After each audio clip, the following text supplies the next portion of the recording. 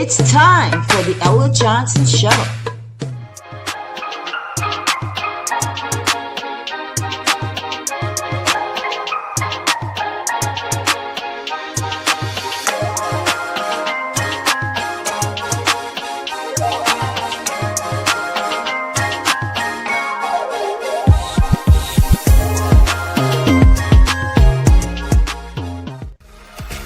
Thanks for tuning in to the Ella Johnson Show, where there are two sides to every story. Enjoy the broadcast.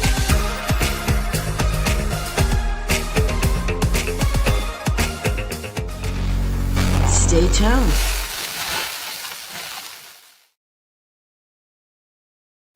Hello, everyone, and welcome to the Ella Johnson Show. I am so excited. If you know, we have been doing Black History all month, and we're going to continue. It's going to be a new story, new conversation every single night. And I appreciate you guys. This is almost like the revival. Y'all remember how we used to have the revival, Mark, back in Alabama? Every night we had the revival, and you had that one night that was youth night that everybody showed up to. Yes, it's a revival on the Ella Johnson Show. We just so happen to be talking about Black History Month, which I think is American history. So I want to welcome you guys to the broadcast. Thank you for watching from YouTube. We're on Instagram. We're on LinkedIn tonight and Facebook, obviously. So thank you all. If you're watching from Facebook, do me a favor. Just keep sharing the broadcast. I've been seeing you. Y'all been sharing the broadcast, and I love it. I love it. Share the broadcast. If you're watching from YouTube, do me a favor and subscribe. Now, tonight, we're going to have a great conversation. And looks like it's me and Mark tonight. We got a lot to talk about. Tonight is about cancel culture. And, I think that's something that we definitely need to do. We're going to talk about something that's become impossible to ignore. Cancel culture in the Black community. Yeah. Let me be clear, though, guys. Accountability does matter. It always has. But somewhere along the way, we started confusing correction with cancellation, growth with destruction, and calling people out instead of calling people in, right? So tonight, I want us to ask a deeper question. Are we holding each other accountable, or are we tearing each other down? Oh, that's deep. I know. So that's what we're going to do tonight on the Ella Johnson Show. I want you guys to jump in. We're going to show a couple of clips. I want to hear from Dr. Umar. We're going to hear from Jasmine Crockett to see what she had to say about cancel culture. And there are quite a few people on the list, Mark. Isn't that something? There are quite a few people on the list that are considered that are being canceled. I know you guys have seen it. I know you've seen it. If you've been anywhere in your social media. Who we got? Nicki Minaj has a few other people. Yeah, there are quite a few other ones, but she is definitely one of them. There's quite a few we're going to talk about tonight, right? I want you guys to get involved in this conversation, ask your questions, but we are going to dig in because, listen, I think that when you talk about cancel culture, is it possible, Mark, that just some people should be canceled? Like, is it ever a time where it's like, nah, I hear what you're saying, Ella, nah, they have to be canceled? Is there any other way that we can deal with stuff that comes at us that we don't agree with, other than just saying, well, I'm not buying your records? Is that the first go-to you think we should do? I'm not sure if it's the first go-to or not, but I think the operative word in there is culture. And we as a people, especially Black people, we're known to do that and let the culture kind of be the benchmark or the gauge to what direction we should go in. So like you mentioned earlier, I think it has a lot to do with accountability. And for us as a people, I think it works. So there are some, situations that I think may deserve a little more attention and conversation than others. And to be honest, it does affect people in a different way, in the sense of the people we're talking about, who's pretty much under that microscope for canceling culture or whatever. But I kind of think it goes both ways, and it's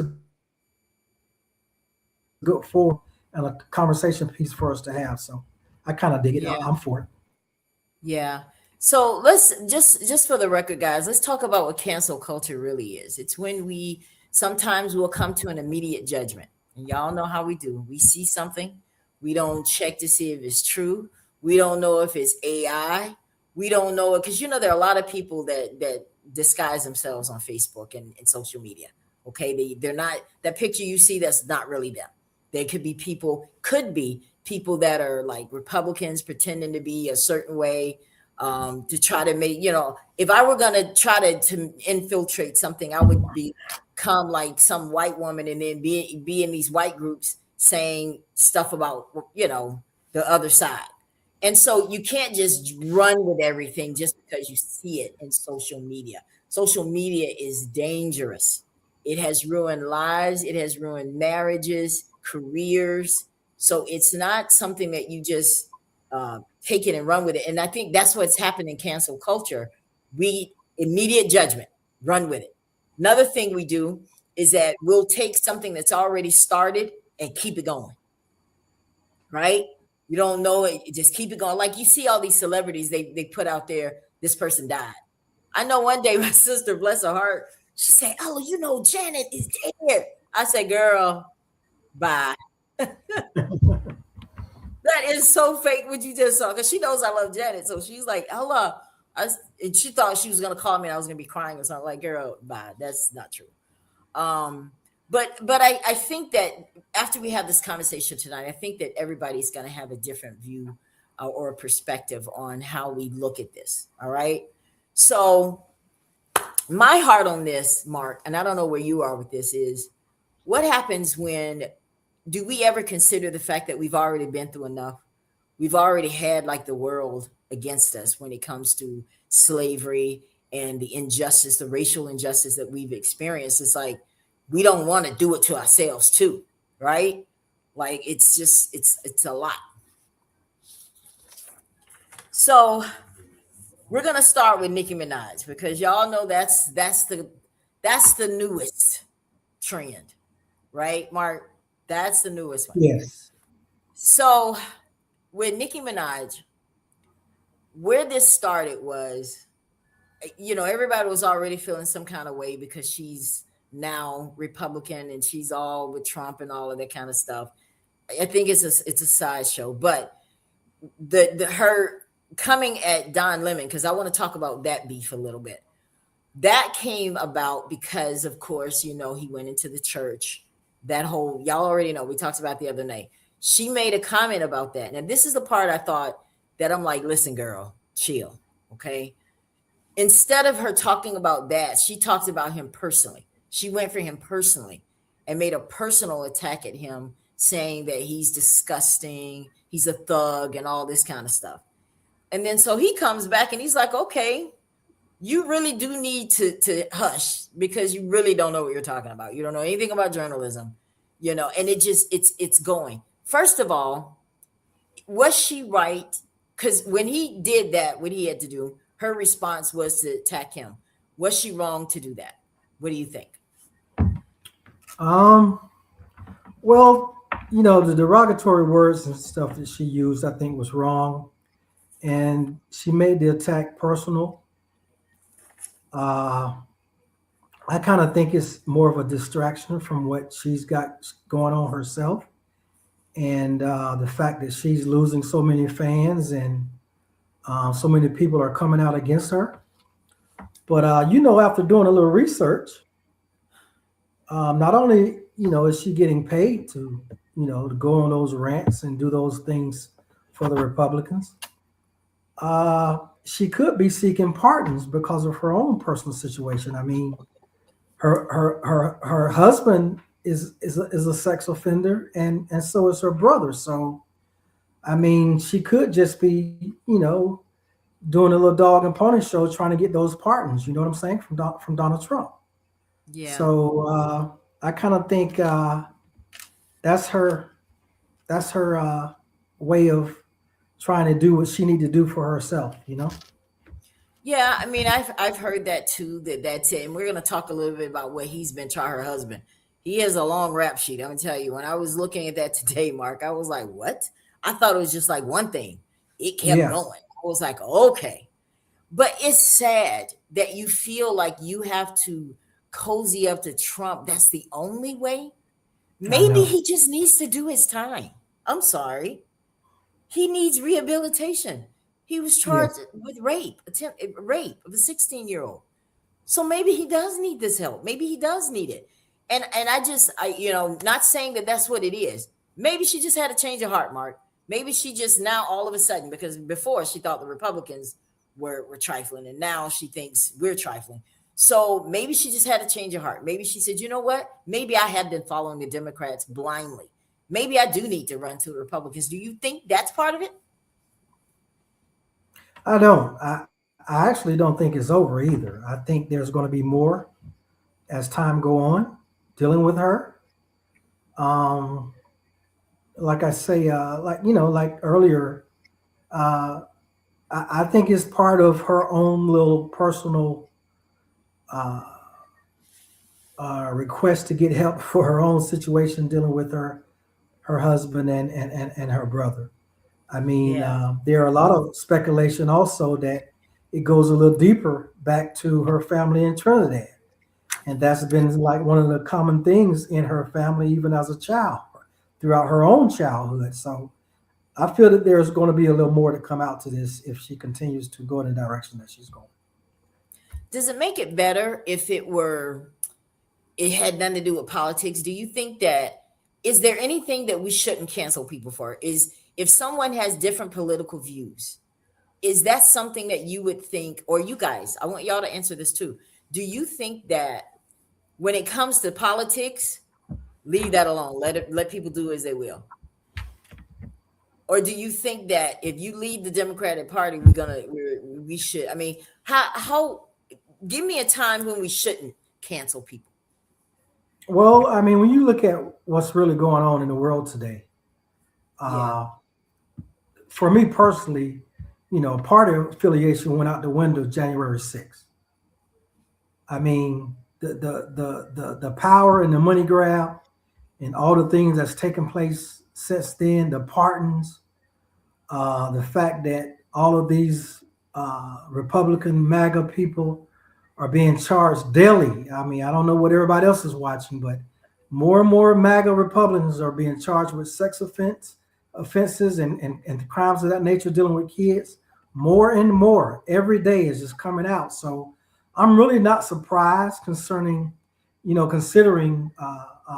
what has happened in the past concerning the Republican Party and the Project 2025 and all these things that was listed and what was going to be taking place and their approach on things to pretty much erase our history as a people. So the system is doing what the system does. But when it comes to politics, though, yeah, I think there may be some cases where we should leave it where it is in the sense of politics and not really go after people just because they're not, may go to different direction and go Republican as opposed to Democrat. I think I don't think that's the issue. I think it's the depth and the gall and how disrespectful things has become and how far they're willing to take it. I mean, it's like the Republicans and it doesn't care even the fact that their president may be a pedophile. I mean, things are different. So yeah, I'm in no hurry to normalize this, you know, yeah, right. and I'm definitely not in a hurry to say that these things hadn't happened and approach it with a blind eye as if we Yeah, can go back to the way things has been. I mean, right. this is exposure for me, and it's about time that white America see the Yes. situation from their own reflection and Yeah. how things became this way, after Yeah. so long. So, yeah, Yeah. That's why I really do hope people of different races watch this show, because this is not just for us, but this is for people to be educated about what's really happened in our culture. But I think it's also an opportunity for us to deal with subjects that we probably don't like to deal with. But right. this is the time to do it. So I want you guys to listen. You guys, I know a lot of you know Dr. Umar. I want to play this one little clip of what he said about Nicki Minaj. Getting back to the Nicki Minaj situation, what bothers me about my sister, and I still love and respect her, and I'm going to hope that she engages in some corrective behavior, because this is insane. This is absolutely insane to see such a talented, beautiful Black woman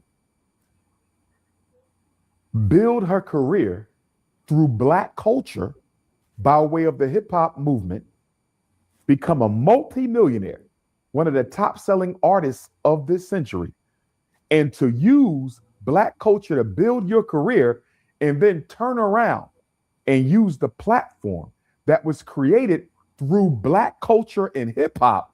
And now you're going to use your platform and your prominence within our culture to work against the progress of Black people by joining Donald Trump, J.D. Vance, Erica Kirk, Turning Point USA against the best interests of Black people. It's What'd you think about that? Right on point. That's exactly what she's doing. And all all money is not good money. So, I mean, if that's the motivating factor, and like he said, she's rich, so the money shouldn't be a factor. And some people can't be bought. So yeah, I agree with Dr. Umar, no doubt. Yep. That's the thing. And it's not a thing. Whereas it's not a thing. Whereas the majority of people are trying to pretty much cancel her out. They would like to understand more in regards to why she does what she do and why did she choose to go that route. So a lot of people actually want to give her a second chance. I'm just not one of those people. She has to show some type of effort to clean it up.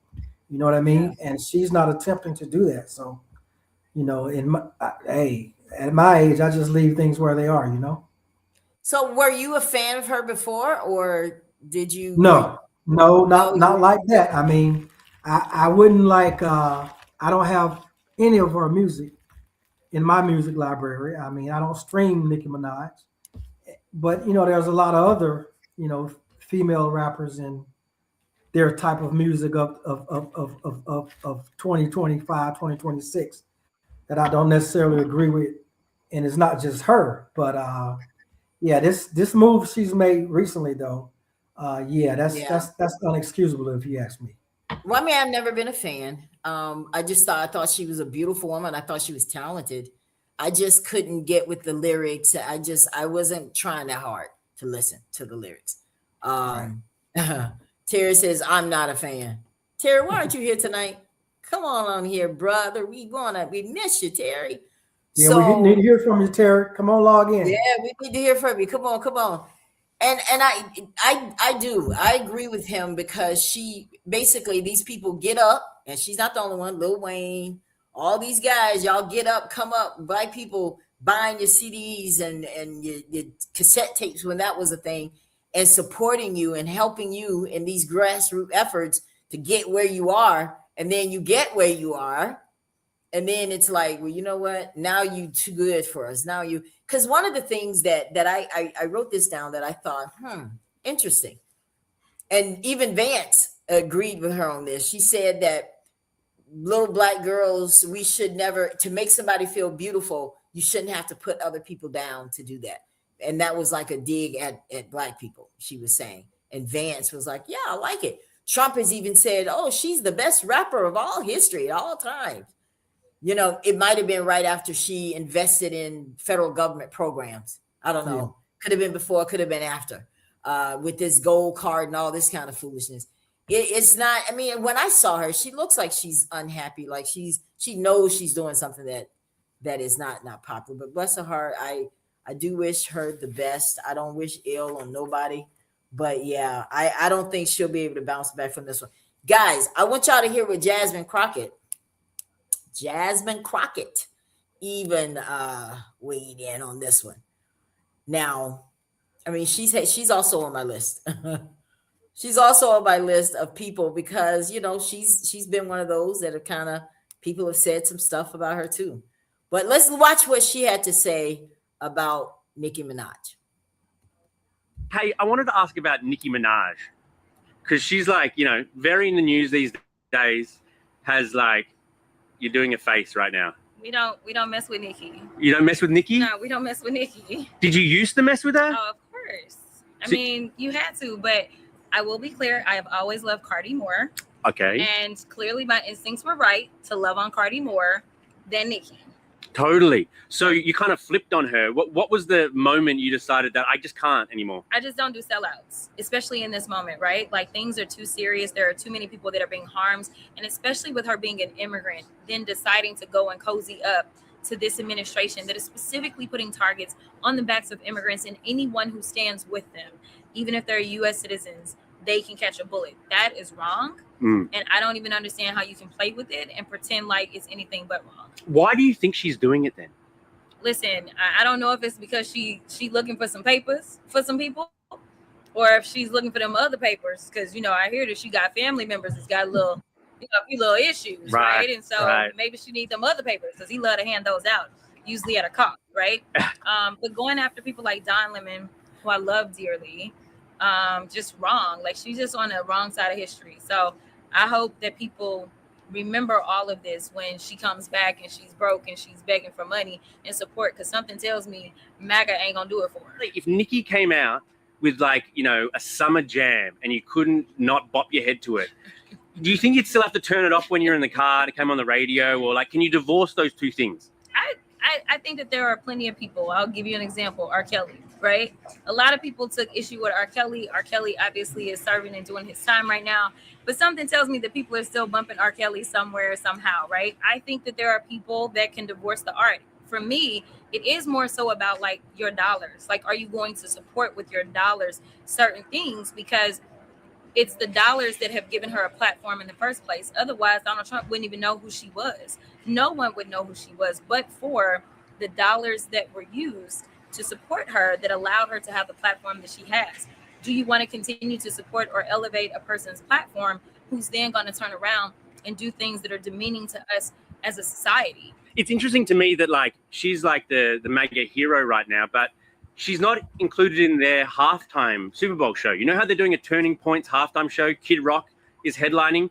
I assumed that Nicki was going to headline, but she's not even on the bill. It's a pride. Why do you think Nicki's not on there? She may now understand her place as it relates to MAGA, but maybe she won't. Who knows? So, what did you think about that one? She makes a very good point. I've never, that was my first time actually seeing and hearing that from Jasmine Crockett. So, and I agree. I agree. Like I said earlier, I've never been too much of a fan for her music, and we do have a tendency to separate people in their personal lives from their music as long as we're not contributing monetarily. But again, I've never been a fan, so yeah. So here's the thing. But accountability, though, what does concern me though is here you are, you see Donald Trump maybe she don't, but we see Donald Trump for who he is and how his expectation is loyalty from everybody. Right. So how can you pretend that you don't see that or hear that or even feel that and walk around with blinders on as it pertains to your own culture and your own community? So, you have to really disregard who you are and your knowledge of self as a person to go so far and get behind somebody like that. You know what I mean? Yeah. So that's where I feel she should be held accountable. And there's no excuse for that, if you ask me. So you think that by people not buying her music, not following her, it's holding her accountable? Oh, no doubt. Oh, okay. No doubt. Yeah. So and that's part of the cancel culture. Okay. You to pull accountability. Back and hit them in the pocket where it hurt. Yes. Okay. So let me ask you a question. Do you think that Jasmine, being in her position, do you think that that you want to hear your elected officials talking about something like this? Or do you think it does good for the culture to hear Jasmine talk about something like this? I think it does good because, for one thing, TMZ knew what they was doing when they went and asked her, and she's a huge political figure right now, so they're going to get as much footage and information and sound bites as they can from her. So for her to give her genuine and honest opinion about Nicki Minaj, and for her to be part of our culture, yeah, I don't see anything wrong with that. Yeah. So guys, check this out. The charges. We're going to talk about the husband. Attempted rape in 95. He pleaded guilty to first-degree attempted rape involving a 16-year-old girl in 94. Okay? He served 4 years in a New York prison. That's what I don't understand, because he served his time. So what does she need from Trump? He served his time. Right? Well, it's still on the record. It is still on the record. And he's registered as a sex offender.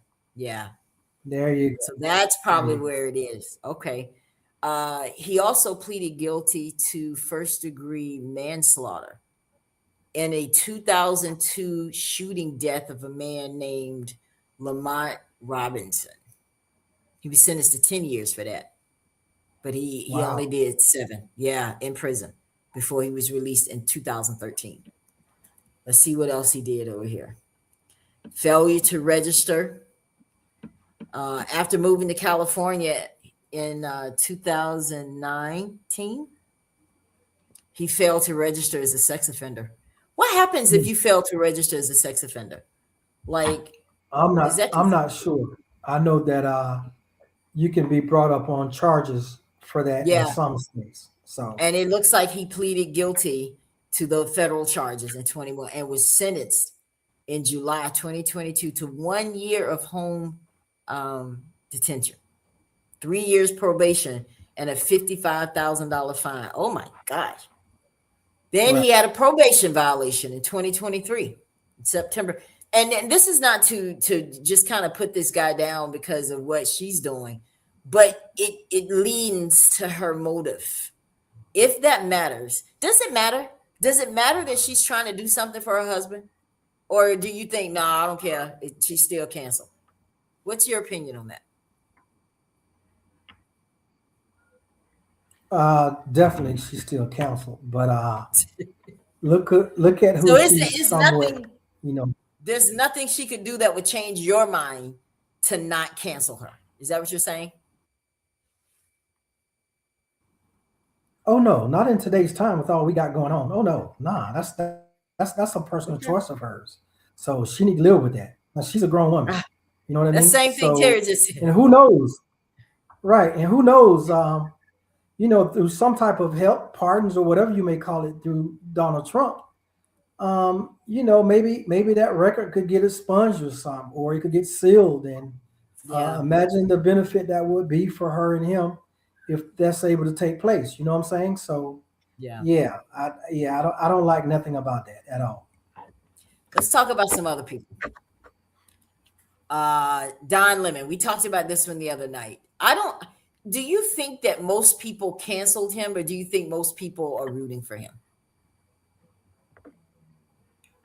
Well, I think when it comes to us as a people, most of us are rooting for him, and even the other side, just because of his experience and how much he's done in being a journalist, and he's been quite effective in what he does, and he's very professional with what he does.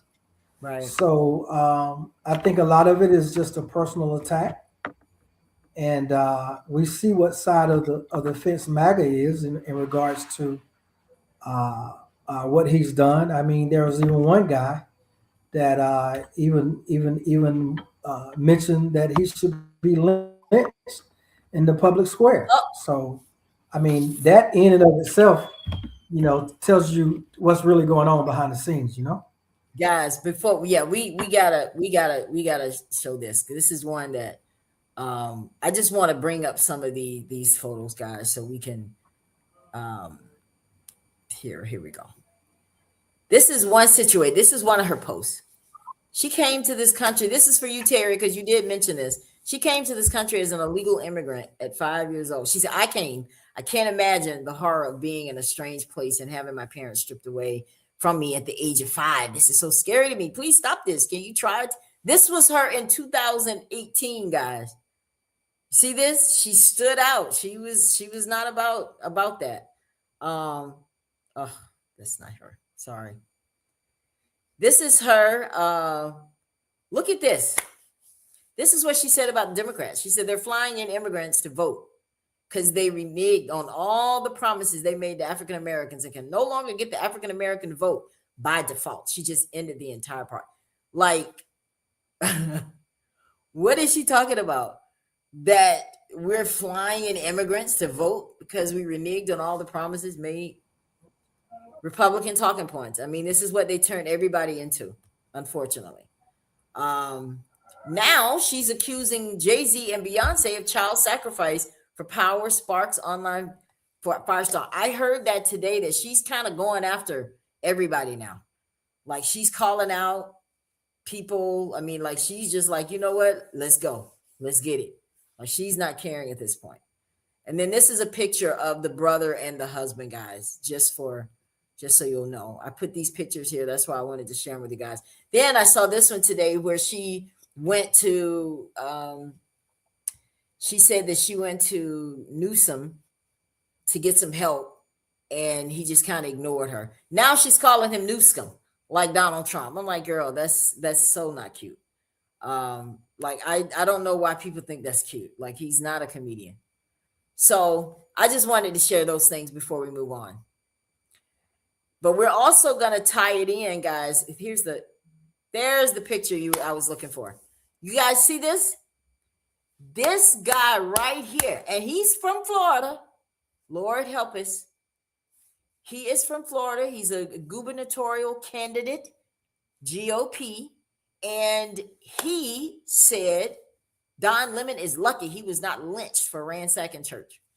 We might as well, let's go ahead and start talking. Now that we're talking about Don.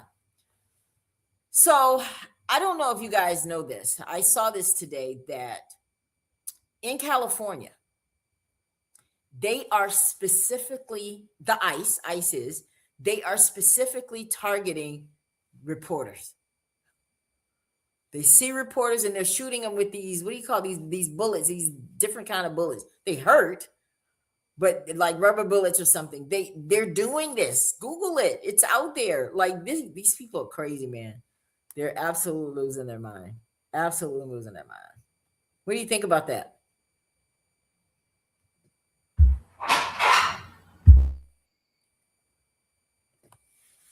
Are you frozen, Mark?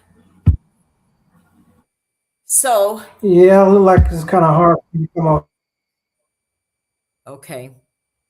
So Terry said, what is he being canceled for? Okay, talking about Don Lemon.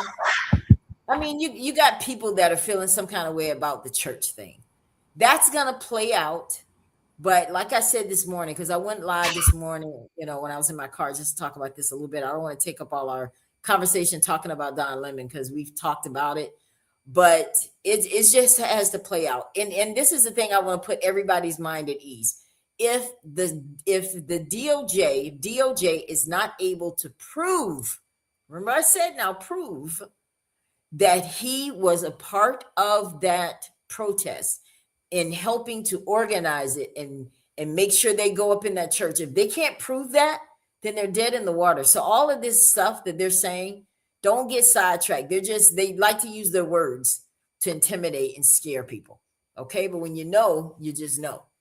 So that's the deal with that. This is going nowhere. That's why those judges didn't sign it. Okay. And they probably don't have proof. I think they're just trying to cause a distraction, Mark, just to get people over here. So we're not looking at all the other stuff. Like you're not paying attention to the voting. That's why they talk about this stuff. So Don Lemon, that's one I had on my list. Stephen A. Talk to me about Stephen A.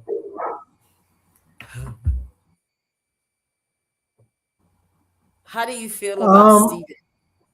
I don't know very much about what he's done recently or in the past, but I know that I'm not a Stephen A. fan, and I know a couple of months ago some things that he kind of came out and said about different people in support of Trump. I didn't like that, especially as it pertained to Jasmine Crockett.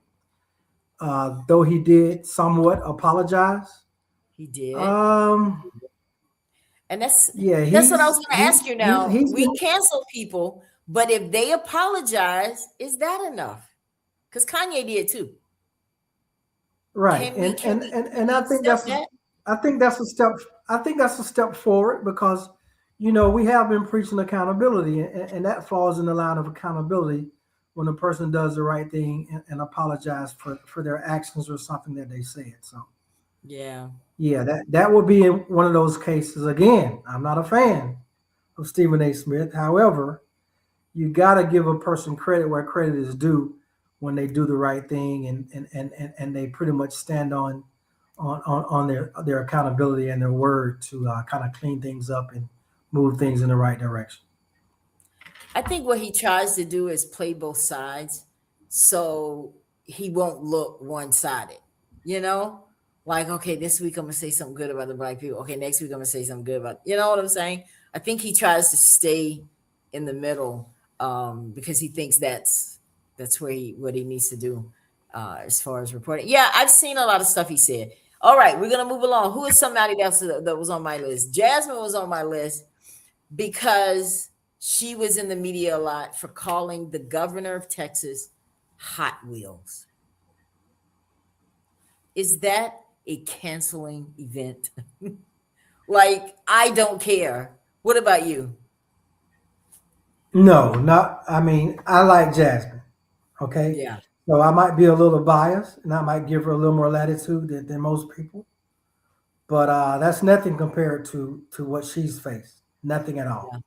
So I Yeah. mean, accountability wise, yes, she could have did a little better and clean that up a little bit. However, concerning what she faces day in and day out, we, But we, we need somebody that's not afraid to stand up. So it is what they it is. say, well, I thought the Democrats were the people that had class. I thought the Democrats were like bigger and better, and that was low coming from her. I listen, when I heard that, what about her comment with Marjorie Taylor Greene? How did you feel about that? Because people are canceling, because believe it or not, guys, some of us are canceling her too. Some of us are canceling her because, and this was another one. This was another one that was a big issue, is the way she expresses herself. Okay, I don't care about that either. If that's her personality. It was very genuine to me. I like genuity. I'm sorry. I like the genuineness of how she presents herself. So I'm good with that. All I said the other night, like for Jasmine, is I just want to see, and for the people that are in her area, and hopefully they know what the plan is. Like what when she gets ready to talk about that conversation about what it is she wants to do. That's what I want to hear that conversation. That's what I'm looking forward to next Friday. I hope she wins. What's another one I got on this list? Okay, let's go back to when Trump. Y'all remember when Trump had his inauguration event and Snoop Dogg, Nelly, Soldier Boy performed. How did you feel about that when you heard that? I didn't like Or it. did you didn't like it? I didn't like the fact. Same with them. Uh, you can't play both sides of the fence, especially during these critical times. I mean, of course, they're grown, they got their own families to support. But again, all money ain't good money. Right. So just as Donald Trump expect people to be loyal, we should expect the exact same thing in our community. So accountability, they should be held responsible. And quite a few of them have spoke on it. I know Snoop has spoke on it. He didn't have anything good to say, but Say, man, get he y'all kept some it. business, man. Leave me alone, man. Yeah. Nelly Yeah, blamed yeah, he doubled down and talked about Kamala in his response. Well, look at right. her crime record and her as a prosecutor, bruh. Prosecutor, there's an objective word there. Prosecute. She has to prosecute. If you break the law, she is supposed to prosecute. She can't not prosecute people just because they're black. And I think sometimes we have these expectations of our own, like if that is my job to prosecute you, don't get in trouble. That's just like when I was in property management. You know, I had somebody call me an Uncle Tom because I had to evict somebody one time. And I'm like, that's my job. Like, you don't pay, I gotta evict you, right? And I just think that I don't want to see us put those kind of expectations on people. Because when it came to money, Tabitha Brown, that's another one. That's one on my list too. You remember when the whole Target thing came out and she took a stand on protecting her money? Because she was like, hold up, I ain't trying to feel all this protest stuff. That's my business, you know? And people just weren't feeling her. And based on record reports that I've read, she's lost some popularity just because of that. Do you think that was right? Should she have been like concerned about her money? Or should she have been like, well, I guess I'll go and, you know, cut cheese for a living because y'all say I shouldn't support my business? Like, do you think we took the right approach on that? I'm not that familiar with that, but if she was protecting her livelihood and her quality of life, that's one thing. But still, you know, it's a way to talk about that, and it's a very sensitive situation in regards to how you deliver that to the people that support you. So that's so true.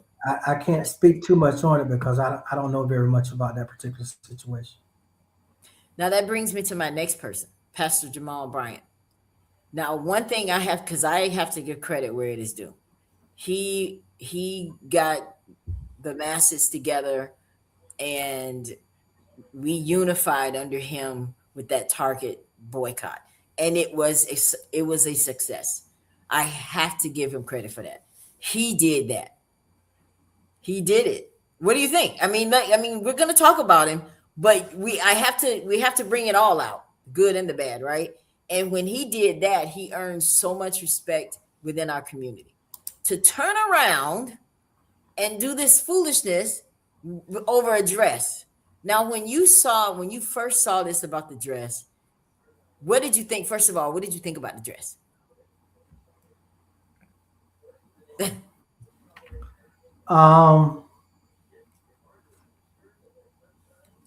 I didn't think a whole lot about it until it kind of bombarded the social media and everybody was talking about it on every platform. Yeah. But when it comes to the church, I'm old school.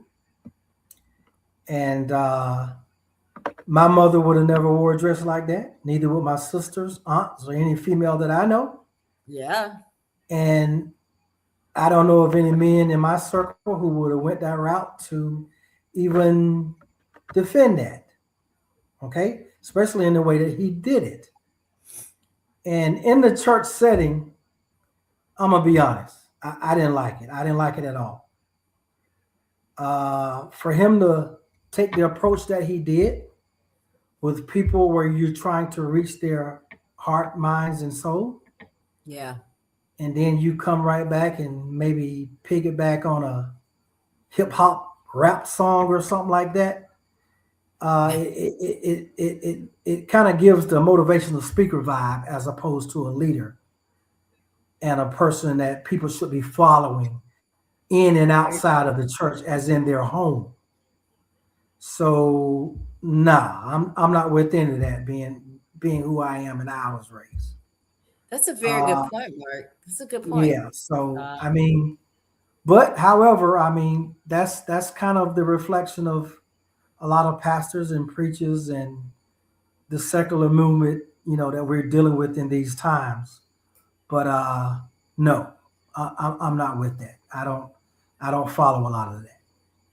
I think sometimes people don't understand that when you're a leader, you're held to a very godly standard, especially when you're leading a congregation of people that are looking to you for guidance. Even though you can get in the Bible for yourself, you're not gonna. I don't think there's anybody, and people do sometimes. So I'm not gonna just say nobody does this, but you should go to church and then study the Bible for yourself. Whatever scriptures they give, you go home and you study them. But when you're in that position that you say God put you in, then you have to do it the way he would do it. It ain't about you anymore. It ain't about your life. She, my wife, not just, it ain't about that. My position on that was the way he responded. The way he responded, I was like, sometimes it's okay to say I'm sorry. I'm That's just right. saying. And as a leader, that's one of the things you might have to do sometimes. I'm sorry, guys. You know what? We didn't mean for anyone to be offended. We thought it was a great idea, but we didn't mean to offend you or anyone. Let's get back to the business at hand, winning souls and doing what we need to do for God. That's all I had to say. And I Right. guarantee you it would have ended the next day. That's right. And those are some of the things that as a leader you're taught to do. You got to humble yourself. You got to be humble when you're a leader. So that was that one. All right, who else I got on this list? Man, do you remember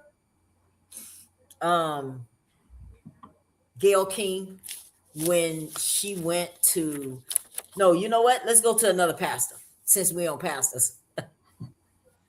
Let's go to another pastor. Marvin Sapp. Marvin Wines. Let's talk, because I real talk, I love both of these artists. I listen to their music every day, especially Sapp. And what did you think when he was like, close the doors? No, I'm not playing. Close the door. How did you feel about that when you saw that? You're old school church, so how did you feel? Well, he probably lost quite a bit of his congregation when he did that. But me personally, it would have been hard for me to recover if I had been there. Especially for somebody saying about closing the doors and anything pertaining to money, and you're operating on the 501c3. So, and tithes are not just monetary. Old school. So, I mean, I'm gonna be honest with you. I want to follow the majority of those people to the grocery store. I'm gonna be honest with you. And I don't even like the idea of people, some type of intermediary between me and God Himself. I was just raised that way. I could be wrong, but that works for me. Right. So, again, humility, leadership, management. A lot of these people in these positions, I think they're lost, and a lot of them are going away from the big picture and really seeing things for what they are and what's really needed in the community these days. In a lot of cases, I agree with our sister Crystal Tucker. I mean, a lot of these churches are not in the best interest of the community anymore. Oh, 1,000%. And they're becoming they're more so part of the struggle. And it wasn't so obvious to me until COVID-19 happened, And a lot of cases that, for the short period of time, people weren't allowed to go to church. And then we were pretty much meeting out in the parking lots, and a lot of PA systems and the big screens and stuff went up. You know what I mean? And it changed the dynamics of our way of attending church and stuff like that. And to me, that was somewhat of exposure. And it made you look at things in a different light. And for a lot of churches didn't recover after that. And I don't know whether you're really looking at a lot of the mega churches now, but a lot of those big buildings are closing down and they're losing people. And the worst thing about it is that they're losing the youth. They're losing young people. Yeah. So I think I don't know. These are trying times for the Black church right now, and we have to somehow, some way, get back to, the old way of doing things, or just be more, I don't know, creative and move the needle a little bit. I mean, that's one Yeah. thing that hadn't changed so much in the last few hundred years is church. Yeah, something So something definitely. I'm not sure something's where it just, started. yeah. A lot of people are awakening, and I don't know, things are just different. And I Yeah. know it's not just me that felt this a few years ago, but I things are think really that's when I changing right started now. seeing. Yeah, I Yeah, think things are that's when I really started changing. seeing it too. Yeah. Yeah, Um, because we all have our ideas. Everybody has this. I don't know. Everybody has a degree in theology. All of a sudden, that we know and I think it's simple. I think we got to get back to the basics. Let's just be kind to each other. Let's just start there. Let's say hello to people. Let's not only talk to people because we're on camera. Why can't we just be cool? Because real talk, guys, what you do when nobody is watching, that's who you really are. that's who you Real are. talk. That's right. That's who you really are. And if you just real, bitchy to people when ain't nobody watching, that's who you are. Just you can do whatever here.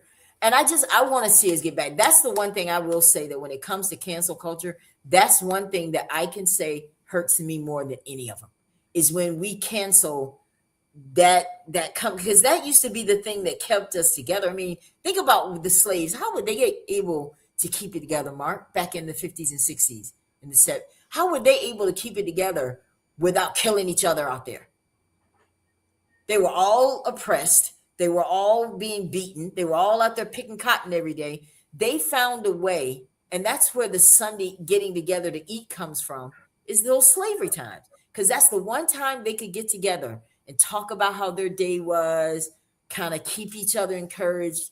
And we just, the hell with all that stuff. All those teachings that our ancestors set for us to follow, that roadmap. I mean, they kind of gave us a roadmap. Listen, guys, keep your families together, stay on your knees, pray, always keep God first. I mean, there isn't an old person in Monroe, where we're from, Mark, that didn't tell you that, because we had a lot of respect for the elders, right? And they used to Right. always say, baby, now you always go to God, keep him in everything, keep him first. If we didn't hear anything, we heard that every time we were around those people. And we have abandoned all this stuff. Now let's go to the other Yes. Marvin Winans, because he did a totally different thing. But they were both about money. I'm like, y'all trying to tell people to have faith in God. When y'all gonna have faith? If you ain't got the money for the light bill, that's the same thing you tell me. Go and pray. So why don't y'all do that? I think that's a hypocritical move. If you didn't raise all the money you need, then you just maybe God wants you to believe him for the rest, right? Instead of Right. putting pressure on people, you should put pressure on the word. Why would you hold? I did not agree with that one, Marvin Winans. And then you embarrassed the lady. What did you think about it? Tell me what you thought about that one. I agree. He, by doing that, to me, it was insulting, I especially would have to been. a woman and a child. Yeah. So for him to actually have that approach, that says a lot about the person themselves, And I don't know, things are, that was a little out of the box for me. And I'm just surprised of the fallout. I mean, like, really, what happened afterwards? I mean, I didn't hear very much a couple of weeks after it happened. So I'm just curious as to what effect that had on the church and the congregation and his attendance. I think that the woman that this happened to probably helped smooth it over, because she said, no, guys, he was right. We didn't take it any kind of way. It's okay. I think she may have helped him to smooth that over. Um, and everybody has a moment. So we're not trying to judge. Everybody has that moment where they're like, you know what? I shouldn't have done that. I guarantee you, when he went home that day, he said, you know what? I might see that on social media. Yeah. Because everybody has their phones these days, right? So this Right. is what I have a problem with when pastors do foolishness. You are hurting the body of Christ because you are leading people away from God. And that you will be held accountable for. We may not hold you accountable, but he will. And that's why if you're not really a leader and you ain't really all about God, you really don't need to be in that pulpit. That's all I'm saying. So we have another one, Jussie Smollett. He got canceled real bad with what he did. You remember he came out and said that he was attacked, you know. Did you believe it when he said it? Or were you one of those people that was like, because I was one of those people, I No. believed it. You didn't believe it? I didn't believe it. I didn't. Really? Okay, why didn't you believe it? No, I really didn't. Well, Why didn't you? I didn't believe it for one thing because of who he is. You know, who he is as a person and the way he described it, the way in which it went down. I didn't believe that from the very beginning. I didn't So pay was a whole that- lot of attention to it either after I first heard it, though. But I did feel that there was going to be something else that would come out later regarding his story. I didn't know it was going to be that bad. So, yeah. Yeah. Wow, you tough, man. And he did that to himself. And he was, oh man, I mean, he was really, really on the come up. And I'm he like, was, bro, you were ratings so were very high. there. Yes. Like you were so there at the peak of his career. I felt bad for him for that. But is that a canceling event though? Is that something we cancel somebody over? Or is that something we educate somebody about to give him an opportunity to correct it? Can correction be a thing instead of canceling? Well, you know, you and I may have our own opinion about it, but Yeah. you gotta understand that we as a people in this council culture, especially as Black people, I mean, it goes in the direction that it goes when it pertains to us. So if it's the majority of us that feel that way, that's just how you know how the eggs are laid. You know what I mean? And that's just how things may turn out. But something you mentioned earlier about Don Lemon texting him or emailing him or whatever, Yeah. I didn't understand that piece and why he would reach out to him. They were good friends.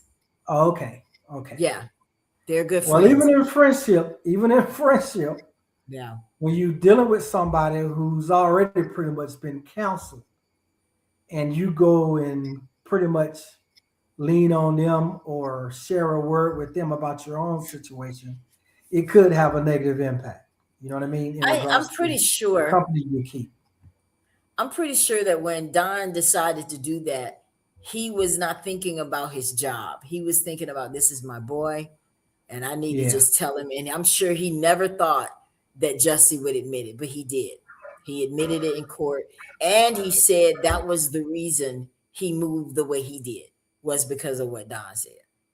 So that was a bad judgment call on Don's part, if I must say so, because you can't be too careful, because when people are pushed push, their backs are up against the wall, they're gonna talk, right? So if there's anything that was done like with this situation that he's like, oh my God, I hope they don't talk, the state's gonna get to him, DOJ is gonna get to him and get him to talk if that exists, you know. So we have to be careful. But I wanna before we get out of here, guys, I hope you guys are enjoying this conversation. Gayle King, that was another one I had on here. What did you have on her?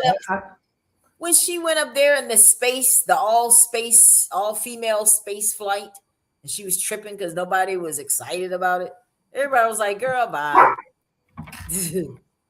Nobody got time to be thinking about that. We trying to figure out how to eat. And you over here worried about an all female space flight.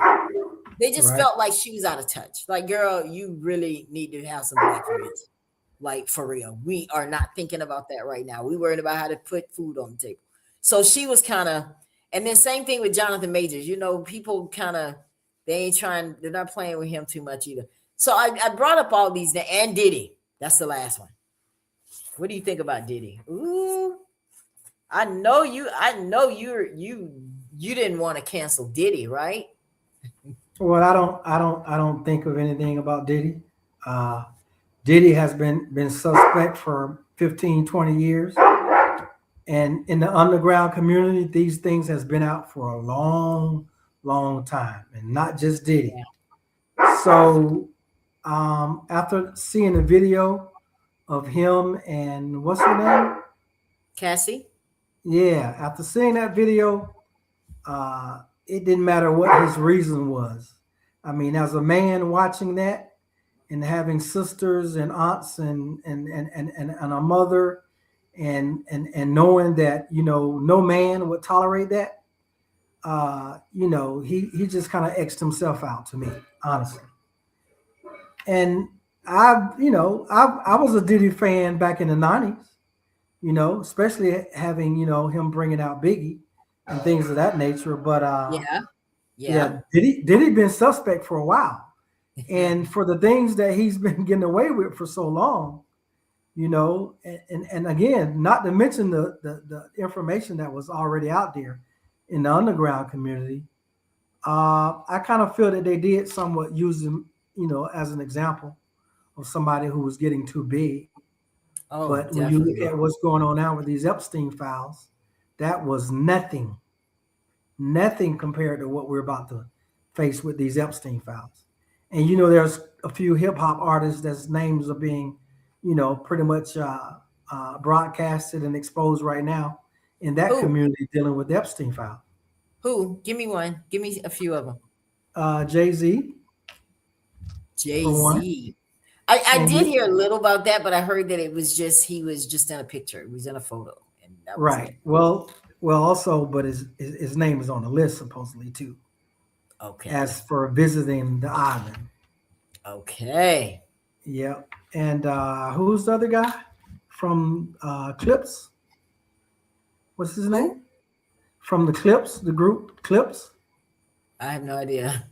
I've never heard of Yeah, it. I can't think of his name right now. Oh, Pusha T.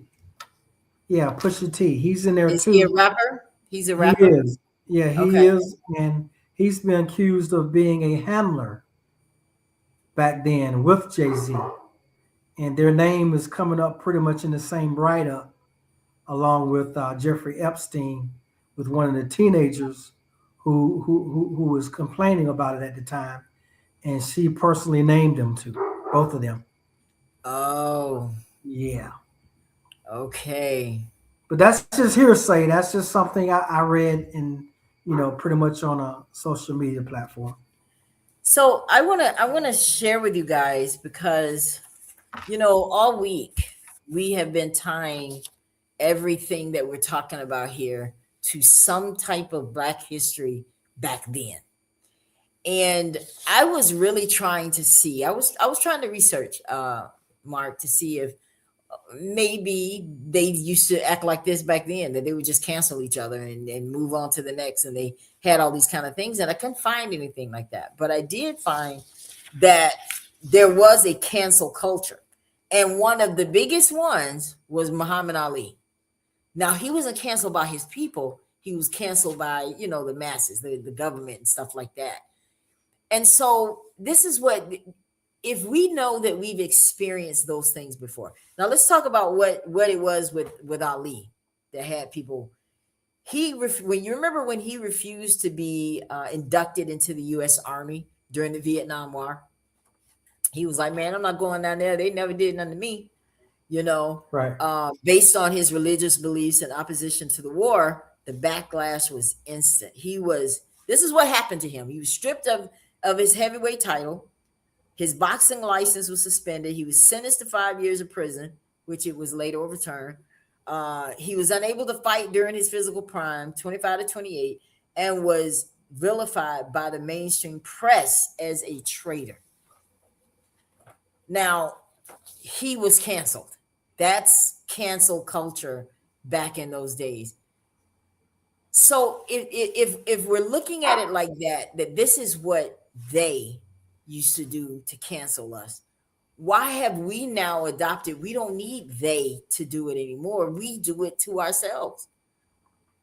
Well, That's what I have on the bottom here. Is it justified? Is there another way that we can deal with our own other than just canceling them? Nah, you ain't making no more money. Not if I got to buy your stuff. Not if I got to come to your concerts. I don't think so. I mean, do you think that's a just punishment for people that say and do things we don't like? well, we as Black people, we are a people of second chance. Right. And sometimes we give people more chances than maybe what they deserve. And what I like about Muhammad Ali is he stood against the United States government, and in fact, he won. So when you look at the people who counseled him, to me, that was just another form of white supremacy. And for the record, there is nobody, no people who are more patriotic than the black people, patriotic rather. I mean, to me, patriotism is the black experience when it, as it pertains to what we've done for this country. Yes. So Muhammad Ali took a stand that most of us would never take. And I couldn't see myself doing that, having spent 24 and a half years in the military. So what he did was unheard of. And Right. imagine what it took for him to do that at such a young age. And he won. So to me, that was heroic. And that was a historical thing. And to me, that's something that should motivate us as a people to take a stand when it's not comfortable. And this is what I'm talking about. And the way that Mhm. the American society did counsel him, and he went above and beyond on his own, standing on his own 2 feet as a man, and won against the United States government, and went on to gain those belts and become one of the best fighters in the world. Yeah.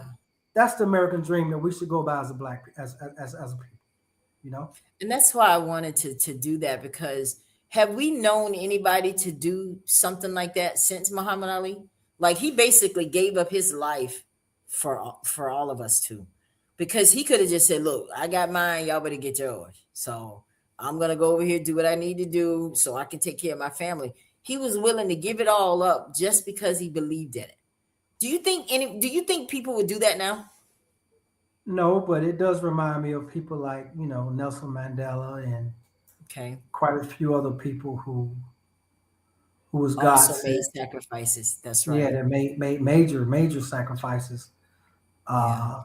Pretty much for not just us as a people, but the world Yeah. itself, and led through true leadership.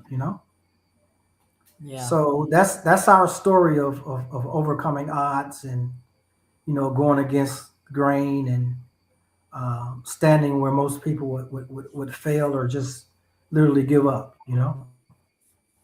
I mean, because I'm not just saying that other races don't cancel culture, because I mean, look how they treated Marjorie Taylor Greene. They gave her the boot, and before they were just singing her praises, and then the moment she spoke out against the Republican Party and kind of gave some wanted to get those Epstein files, now she was canceled.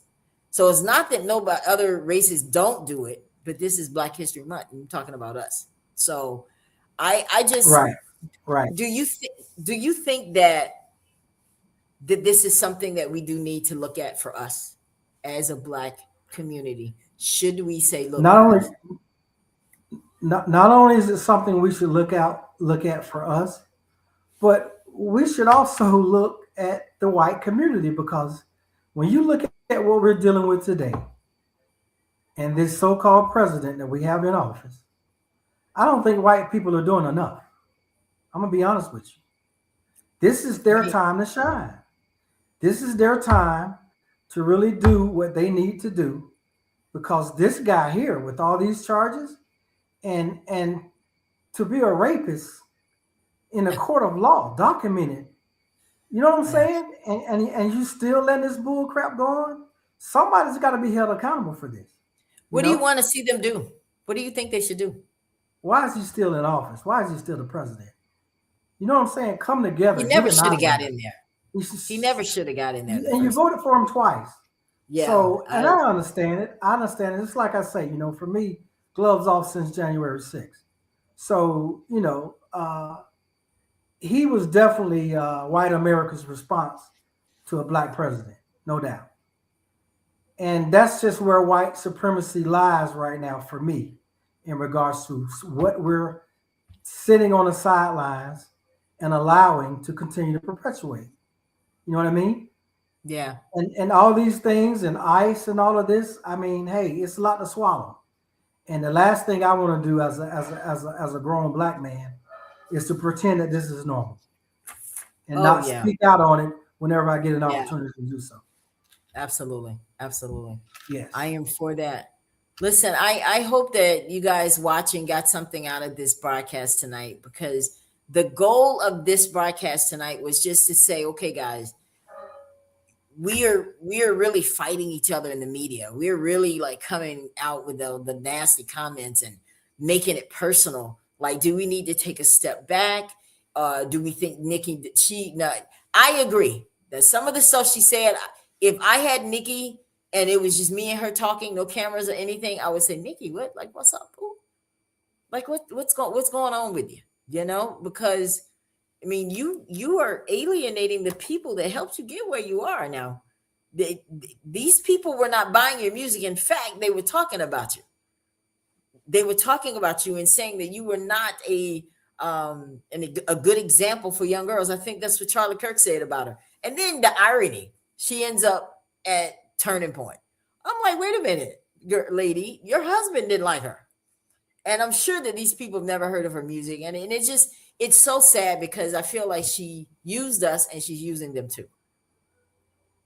That's what I think. Yeah, I think she's using them too. And they're just so excited. Anybody that comes over to that side, they're just like, you see, everybody's getting on this Trump wave. Ella, you got to get on the train. Never.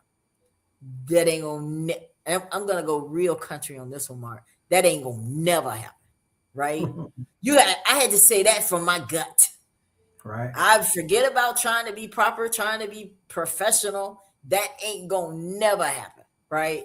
And we have our reasons. And the whole administration is just garbage. I'm sorry. But anyway, we're going to get out of here. We're not going to be here all night. We just had to bring all of that out, talk to you guys, and let you see where we were with this subject. Do you want to say anything else, Mark, before we get out of here? What advice do you want to give to our people after this? Keep it going. Keep it moving. Cancel culture is working. I support it 100% as being part of the culture. Accountability is a huge thing in 2026. So yeah, we can, we can be a little more. How should I put it? Lenient? We could. No, I don't want to say lenient. I would go in opposite direction, if anything. I think that we could use a little bit more discernment and do a little more research before we just counsel people right out. But I think the pendulum is shifting and moving in the right direction. So I'm kind of proud of what we're doing and, the things that we're waking up to in the Black community. Okay. Well, that sounds like more people might get canceled. Listen, I don't feel bad for Nikki, because she's going in and she's really hurting some people and she's crossing some lines now.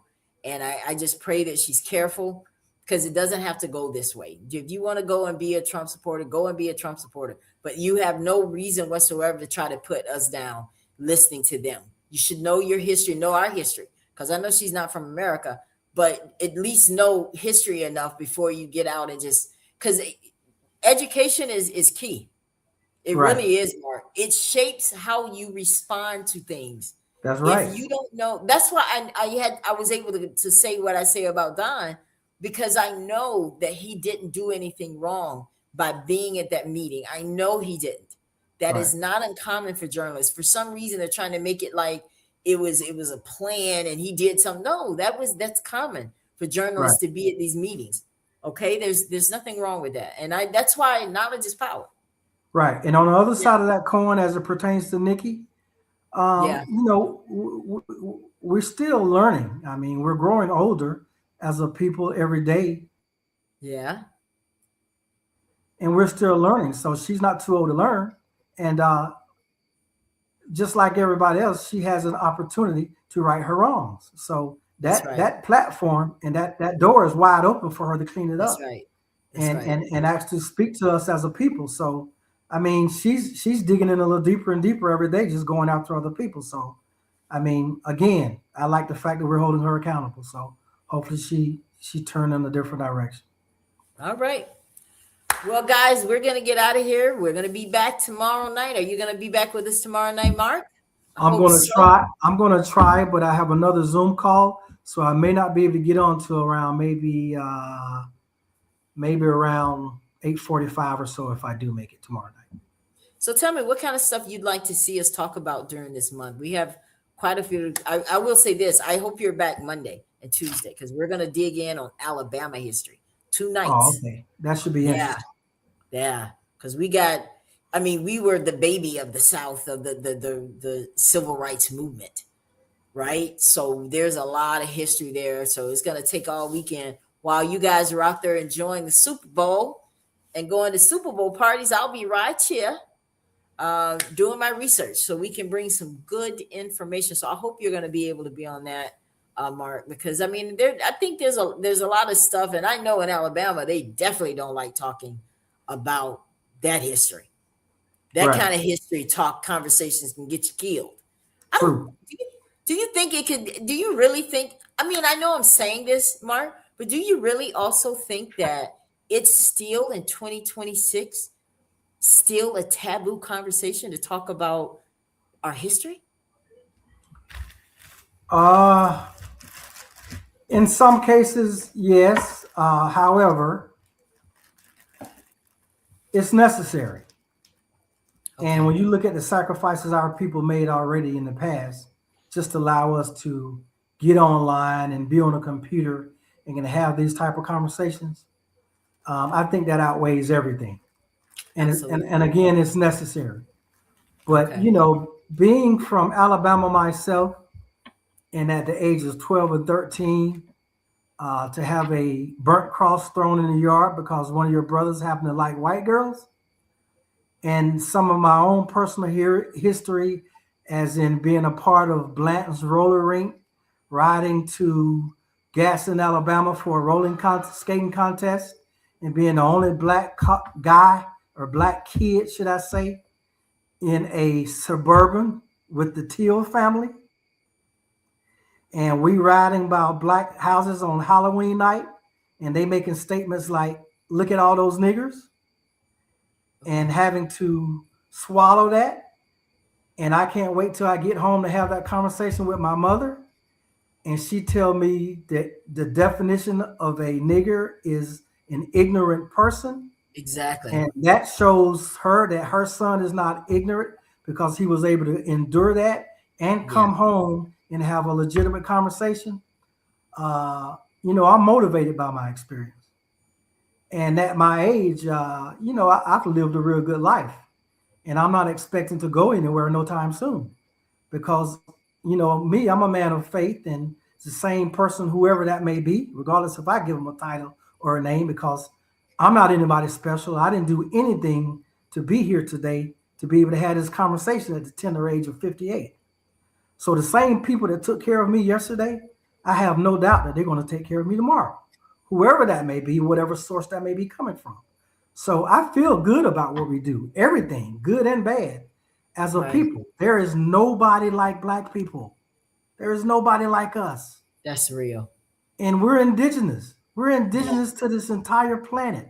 How is it still 2026 and people are still digging in the ground and finding our people all throughout this globe? So we know that white supremacy is a culture. It was something that was invented. You know what I'm saying? How did we go from Negro, colored, Black, African America with all these different names and nomenclatures? And we're the only one that have that history. That's right. There's something behind that. That's right. Well, what we have today, we were born with this. It was hidden. You know, slavery is not our history. That's white history. Our history is what we did to overcome slavery. You get what I'm saying? That was good. Yes. So I love it. We're in a perfect position as a people to keep the ball moving in the direction that it needs to go.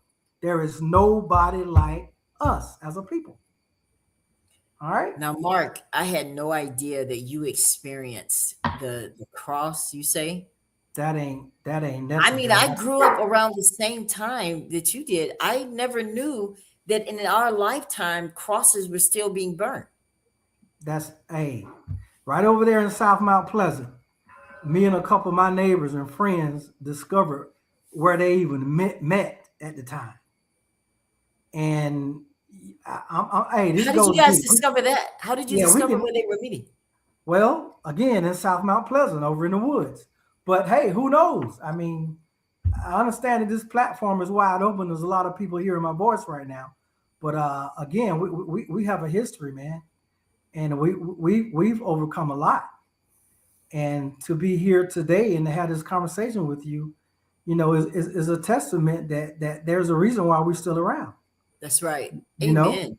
I Amen. mean, and I don't care what other people think, especially outside of my culture. You know, I don't have a problem with people that pretty much was born in this race on third base and getting mad at us as a people because we beat them on home plate. You see what I'm saying? We didn't ask for this. We That's definitely didn't ask for white supremacy. Amen. So we're doing what we're ordained to do, and that's to succeed and to overcome. So it's a good day for me every day that I wake up. And this is another thing too. Like when we're having this conversation, you get people that say, well, stop making everything about Black. Okay. This month, we are going to make everything about Black here. Why? Because you need to know. You need to know who we are. You need to know that your people actually stole a lot from us. Now, are we complaining about it? No, we're just educating you about it. So that when you're in the boardroom and you're having to make decisions or you have to make a comment, when someone says something, you will now know that, wait a minute, let's just keep it real. We did take a lot from them, so it put them way behind the line. We had a big start out front. So you'll be able to now say, you know what, we've been taught wrong. Because I know you guys weren't taught this. Why didn't they teach us? Because I don't know about when you were coming through. I mean, you're not that much older than me, but we didn't hear about any of this stuff in school. We may have heard about Martin Luther King, maybe Malcolm, you know, but none of this Nat Turner, none of this kind of stuff. And I know why.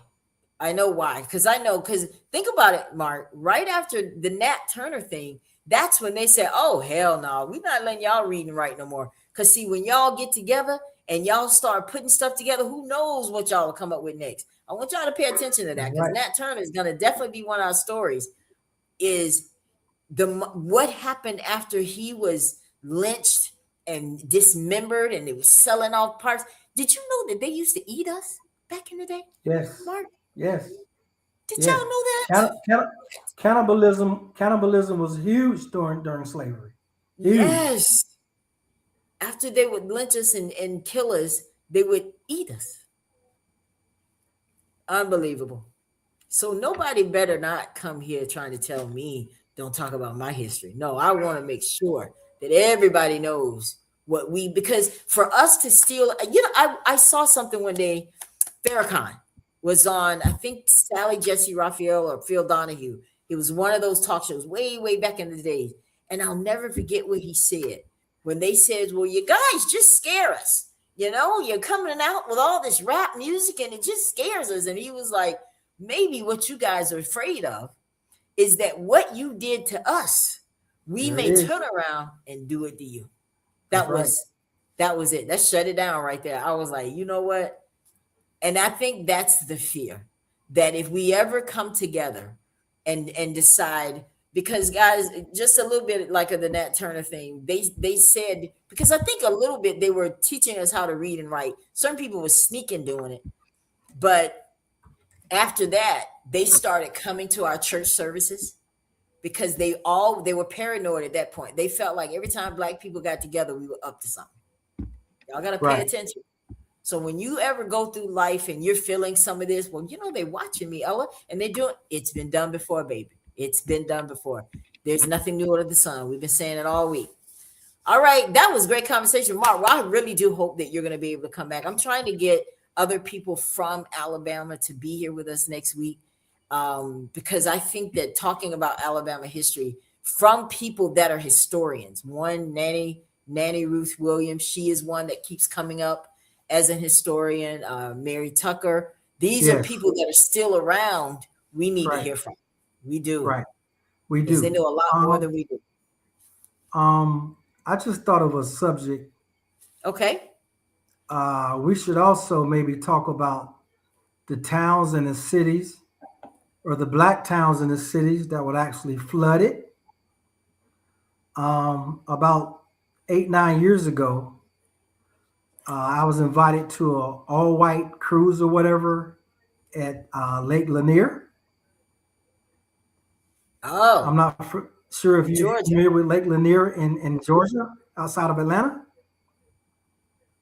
And we did it for like 3 years in a row. And that happened to be one of those cities or towns that was flooded. That used to be a well populated black town and city. And after doing a little research, there was numerous of towns that they did that to like disrupt the economy of the black community and to take people's land and all of that. So I think we should probably do a little research on that and, Okay. and maybe talk about a couple of those cities or towns that happened and bring that to the attention of people who may decide to tune in. I definitely think we should do Lanier, because that's oh my God. When I first heard about that, and it was probably about 5 or 6 years ago that I first heard about that, I was like, what? An entire town? Like Yeah. underwater, like for real? And you can't, it's just unbelievable. I want to bring up Crystal's comment. Isn't that something, Crystal, how you pop up? Mark mentioned you earlier. I said, look at this, because I tried to get Crystal on the show. I'm always trying to get Crystal. What is she waiting on? What is she waiting on? I don't know you what guys she's did a waiting couple. on. All she need to do is just say the word, and she know I'll Yeah, send her the link. just come on, Crystal. Come on now. Come on. All right, Crystal, this is what I'm going to do. I'm going to put the link in here, so you can definitely come. Let me see. Let me go find it. I'm gonna put it in here. You heard it. Mark wants you here. I do too. That comment that she just posted is so true, and that goes all the way back to the curriculums that we studied, 1st grade through 12th grade, from McGraw and Hill. They did a study. They actually did a study, and that was the main objective, was to not educate people, but to teach them how to be good employees. That's the real deal. And there's a lot of information out there about that. Oh, wow. So This is good. I like that. She said the purpose of public schools is not to educate your children. It is to train good employees. That is all right. That's it. Crystal's already dropping gems. She hasn't been in here but 5 minutes. She's already dropping gems. Crystal, I put the link in the broadcast there. We'd love for you to go on, because if you're coming, we'll stay longer. But if not, we're going to definitely go ahead and get out of here. But yeah, there's so much to learn. People want to hear about stuff, Mark. They've been sending me stuff. Like people have been tagging me and stuff like, oh, you should bring this up. There is definitely a thirst for knowledge in our community now. And that's exactly the way we need to keep it. Because I'm gonna be honest with you, I'm offended that they give us a Black History Month. I don't like saying it, but look what she said, just for you, Mark. She said, give me a minute. Come on, Crystal. Let's bring this conversation home. But no, I just think it's an important thing, guys. And when I decided to do this for the Ella Johnson Show, this is my commitment to my culture. This is my commitment to my people, because we perish for a lack of knowledge. Real talk. We're out here getting the opportunity to speak on things, and we don't have anything in our brains to know about our history. So then we just believe what they tell us. And I think it's kind of crazy. You know what's kind of crazy for me? What's that? Is the fact that it's 2026, and still kind of making sure you're self-aware of a lot of things that's going on. There's a lot of firsts still coming out. First Black woman to do this. First Black man to accomplish this. That's crazy in 2026. Yeah. How's there still any first Black anything? You understand what I'm saying? Excellence. It's in our blood. It's in our DNA. That speaks volumes to me as a Black person. Yeah. In regards to how pretty much our whole everything has been delayed. You get what I'm saying? Mm-hmm. So I don't listen to people when they talk about you know, why you got to make everything about race, because that's the way you made it. That's the way the system made it. Say that. We You know are what I'm gonna, saying? man, listen. You're gonna get tired of hearing about Black history, especially if you tune into this show, because you need to know. You need to know. But Ella, why is it important for white people to know Black history? I'll tell you why. I'm glad you asked that question. The reason it's important for you to know is because when you're sitting in the boardroom, you won't think that you created everything around you that you see and that you're just so Right. great that you even had to make Jesus white. Okay. That's right. I'm gonna tell you, Oh I'm gonna boy, let you don't get guys me in on started on that. I'm gonna let you guys in on a secret, white people. I know this is gonna mess up some of y'all households. He wasn't white. He did not have blonde hair and blue eyes. The hair under this wig is closer to what his hair was like. Just saying. I know that's gonna mess up y'all Christian world right now, but it's real talk. And I don't know how you didn't know, because it's in the same Bible you told us. You taught us. You That's told right. us about obeying. And that's another thing too, Mark. With Nat, he had an awakening. He He eventually did. realized, man, this mess. Oh, hell no. I'm just, these people got me out here teaching my people wrong. I would love to know, and I'm going to do a deep dive into this, and maybe you can too when we talk about Nat Turner. What is it specifically that he didn't like that they were teaching, that they were telling him to teach? What was it? Because it's still in the Bible. So if he thought it was messed up, is it still messed up? Are we still teaching it? You know what I'm saying? So I would like to know, maybe you know, what was it that he was teaching that he wasn't comfortable with? Ah, Good question, right? very good question. And the more you read the Bible, the more uncomfortable I know for me. It made me uncomfortable in It regards should. to what's really going on in the world Yeah. as it Yeah. pertains to being in the world and not of the world. You know what I'm saying? So you know, that's the reason why a lot of people, you know, pretty much was more so inclined to give parts of the Bible the title of being a slave Bible, as opposed to something that was really beneficial to us as a people. Not to mention a lot of the stuff in books and teachings that was left out of the Bible. But I Yeah. don't know. I'm a little different. I kind of Yeah, go I back. was gonna say that. Yeah, I kind of This go is back to the Council of Nicaea when it comes to anything biblical, and I don't know. It's a little different for me, so I'm gonna leave that alone. yeah, well, one thing I do know, and Crystal's right when she just said that we're not looking at the whole Bible. She's right. Yeah, There's a whole right. lot of stuff that's not in there. There are a lot of books. I think there were like a total of like, was it 80 something, 88, something like that? Oh yeah, pick up the Yeah. Ethiopian Bible. Pick up The the Ethiopian Ethiopian Bible. Yeah, Bible, and that's you right. will you will really get a gist of what's really going on. And it makes me wonder why you leave that part out. What's There you in there go. that we need to know about? It There you might have go. said something in there like us being the head, us being the kings and queens, and I don't know. That's Might be right. some stuff in there white people didn't want us to know. Ella, where's the link? Okay. It's in You the know, show, Crystal. I put it in the show. Look in the comments in the show. all right. In the It's 10 o'clock. You might have to invite her for tomorrow. Or Oh no, we got to get Crystal when we can get her. she ain't I'll do it. coming. Huh? She ain't coming. She is coming. That's why she's asking for the link. Oh, she didn't get the link yet. No, I told her it's in the show, Crystal. I dropped it in the show, but I'm gonna Oh, okay. try. I'm gonna send it. I'm gonna send it to her.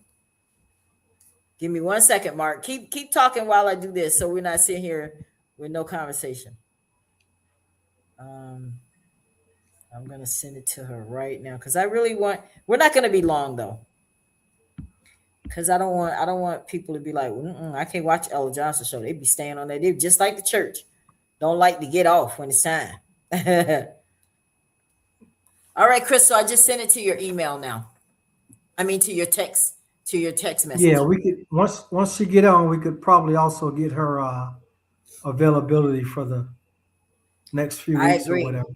I really want some heavy hitters for Alabama history, even if we have to do it another time. I know I said Monday and Tuesday, but we can push it back because that is a very important show. Because when you think about it, Alabama is the birth of the civil rights movement, and the civil rights Right. movement is what really defines our struggle. and our successes. And I think that it's important. Nobody can tell that story than the people that were back there during those times. I was a baby back then. I don't know Right. what was going on around. Now it makes sense to me, Mark, why people were so concerned about me when I was in high school. At least my mom was. And you know how we just hard-headed. Well, I was. I'll talk about me. Hard-headed, like, Ella, why are you out there talking to young white boys? Why are you doing this? And I'm just like, but they're my friends. And she's looking at me like, girl. And then people saying, all right, Ella, you're going to end up with a cross in your yard. And I'm thinking, what did they mean by that? Right? It all makes sense. And she's here. Listen, girl, you know I got to love you to come in here because you know where I was when I was talking to y'all, making Where? comments. I was getting out the shower. I just left a legislative reception and came home to chill out, and had tied my head up and was finna take my makeup off. Hello, Mark, how are you? But you know what? We all home folks. We all know each other. Like I tell That's people, right. That's be right. who you is, because it's always somebody that know who you ain't. That's right. That's right. But I've been listening. I've been eavesdropping. I ain't said nothing, but I was eavesdropping. So what do you think about When everything? when we first saw your comments, we was like, yeah, we done talked her up. I know it because he talks about you. I said, look at that. Crystal ain't even here. And Mark's like, just like my friend Crystal. I said, yeah. You can't forget the stuff Crystal says. It sticks on you. Yeah. This is what I want, what I wish every Black person would know, and every white person would know about the history of people of African descent. It is not Black history. It is not just American history. It is world history. Okay. You cannot discuss the Roman Empire without its links to Africa. You cannot discuss the rise of the British Crown without its link to people of African descent. You cannot discuss even Italy. You cannot discuss, as a matter of fact, the Moorish Empire. You need to talk about the Moors. You need to talk about the fact that the reason why a lot of Italians don't want to talk about it, but when you look at geographically how close Africa is to the boot, which is Italy, you'll find out that some of them people ain't as, it's not, it's when you start talking about integration, we've been integrated, honey, because Right. let me tell you something.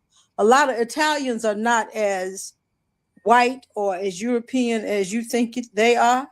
That's right. And when you start going down into, even here in America, when you go down to Louisiana, the bloodline in Louisiana is just like gumbo. Every damn thing's in it. That's right. So when you start going back into a lot of history, the reason why a lot of things shake up some people who appear to be white is because when you go back in their bloodline, a lot of people who appear to be white now are actually the descendants of Black people who were passing for white. Amen. Right. That's right. That's right. Okay. Yep. So I don't understand why the history of a certain people threatens me. Knowing who you are does not threaten who I am, That's unless the fallacy of who I am is built upon a lie. And the only way for me to perpetuate that lie is to try to diminish who you are. Okay. I don't hate white people. Okay. I don't hate nobody because hate takes too much energy. Now I can be indifferent. I can love you, not waste the energy to hate you, but be wise enough not to be too indifferent to any BS. All these firsts that you hear about with Black people, that's just the first time somebody's talking about it. The first car was made by the Patterson brothers. Say it. The first open heart surgery was performed by a Black man. That's This that we got going on right here, the internet, the cell phone, caller ID, all of that came about by Black women. That's Alexander Graham Bell did not invent the telephone by himself. Yep. Henry Ford did not invent the car. The Patterson brothers did. Eli Whitney did not invent the cotton gin. Come on. Okay. Sarah Boone invented the iron bowl. That's right. Heating, air The man conditioning, who all put the that. soles on the bottom of the shoes, a black man. Refrigerated trucks, a black man. Yep. All of that. Right. And even when you hear the Dark Ages wasn't about darkness as in light. It was No. the time and era of us as a people being the dark ones. You know what I'm Right. saying? That's right. As a matter of fact, I think that when people look back at how the world was conquered, you got to look at they don't want to tell you the true story because you know Cleopatra was always played by Elizabeth Taylor. Cleopatra on. was a black. Yes, Cleopatra she was. was a black woman. Yes. She was a black woman. Okay. Yes. One of the most powerful women in the world, in the old world, during what you would call the Dark Ages, was Hatshepsut. In every profession, there have been pioneering people. As a nurse, most nurses believe that lie about Florence Nightingale. Florence Nightingale is not the mother of nursing science. Florence Say it. Nightingale was a wealthy socialite, the daughter of a wealthy family during the Crimean War. Okay, there was a black woman who ran an actual hospital. Mary Jane Seacole taught Florence Nightingale everything she knew. Okay. Come on. Mary Seacole had forgot more than she could even teach Florence Nightingale, but the actual mother of modern nursing, infection control, was Mary Jane Seacole. The pioneering nurses in America were Harriet Tubman, Sojourner Truth, Okay. and the first home health nurse was Mary J. Mahoney, who started nursing in the Henry Street settlement. Now, if you want to go back to why Christianity is as it is, King James, who was a flaming homosexual who murdered his sister so that he could sleep with her husband, is the Yes. version of the Bible that they teach you all in the church. And the Caesar reason Borgia. why you are given that religion is because it is to keep you passive, ignorant, manipulated, and poverty-stricken. That's why I say you being pimped. Passive. Starting from the Council of Nicaea. That's what started Right. it all. That's In right. 325 AD, they created a 325 religion. AD, baby. That's right. You had the Council of Nicaea, you had the Council of Trent. Hey, Crystal. You had a whole lot of stuff going on. Crystal, mention that to any preacher or pastor, and it shuts them down. I haven't seen one come after that yet. No, they're not going Not to talk one. about that because the very reason they're not going to talk about that is because they wanted to make sure that Nat Turner did not produce offspring. They didn't That's want him right. to have a place to be buried. They did Yep. not want him to have any way to be memorialized in history. That's right. Because Nat Turner had been taught to read. Nat Turner was taken around from plantation to plantation like a minstrel show Yeah. to preach a certain gospel to Yeah. Black people. Now, this Yeah. is what's going to make you lose some sleep or wake up one night. That same gospel is big gospel.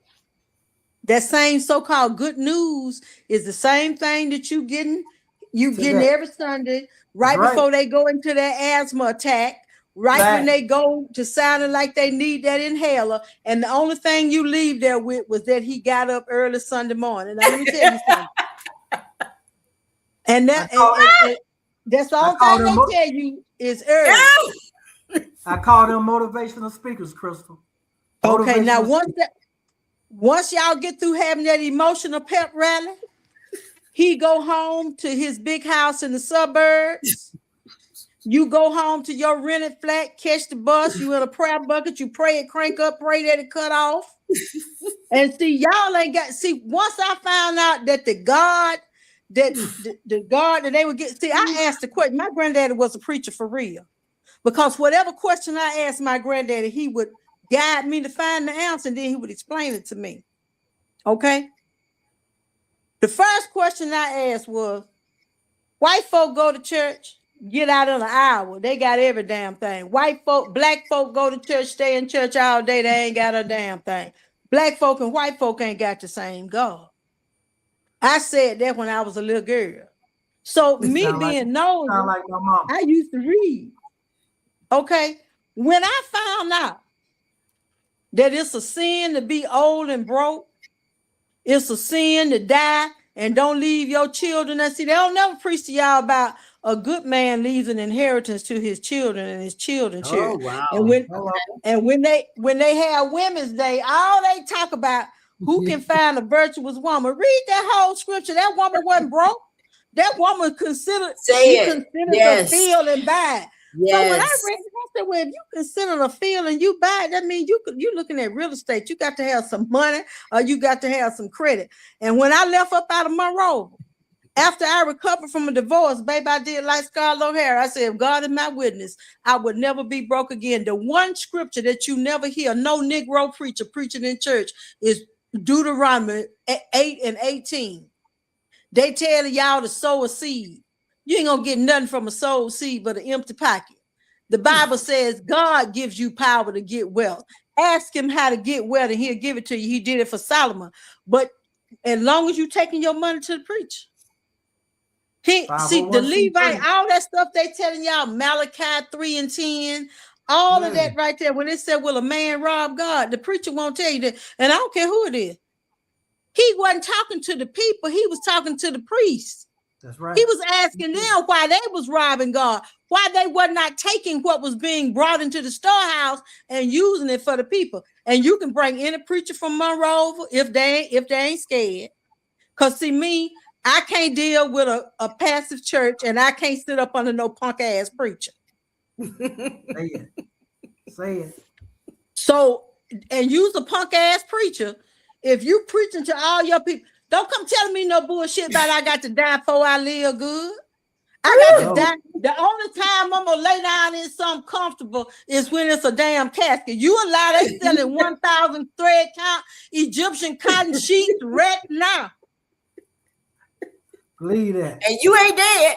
Hell no, I ain't dead. Now don't get me wrong. I'm praying. I hope I got enough credits in heaven when they open the book to let me live here. But like they said, don't live thinking that it ain't no hell and be surprised. Mm-hmm. Okay. Well, I ain't gonna live like it ain't no heaven. I ain't got to be surprised when I get up there. If it's gold and good shit up there, let me have some of that down here. That's right. That's right. That's Amen. right. And see, I think that all of us have been indoctrinated to where we see one thing I know. If you get a black preacher and see just like they used Nat Turner back then. Yeah. They're using them now. Yeah. Because see, a lot of these preachers ain't nothing but a shepherd for the devil. Believe that. Believe that. Okay. Because see, I'm gonna tell you something.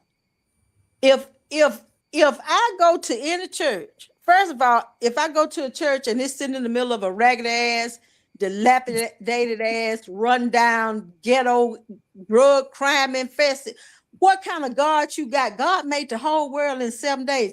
God don't dwell in no unclean clean place. God ain't over here in the ghetto. Right. I don't want to hear that. If your body is a temple and you ain't supposed to pollute your body, why is you preaching to these people, making them believe the church is the finest place in the neighborhood? No. That's a lie from the pits of hell. And you better believe this. You will not find preachers preaching this scripture. For in that day, they will creep into houses of silly women. And they will subvert whole houses. That means they'll mess up whole houses, families, homes, organizations. If you invert something, you turn it upside down.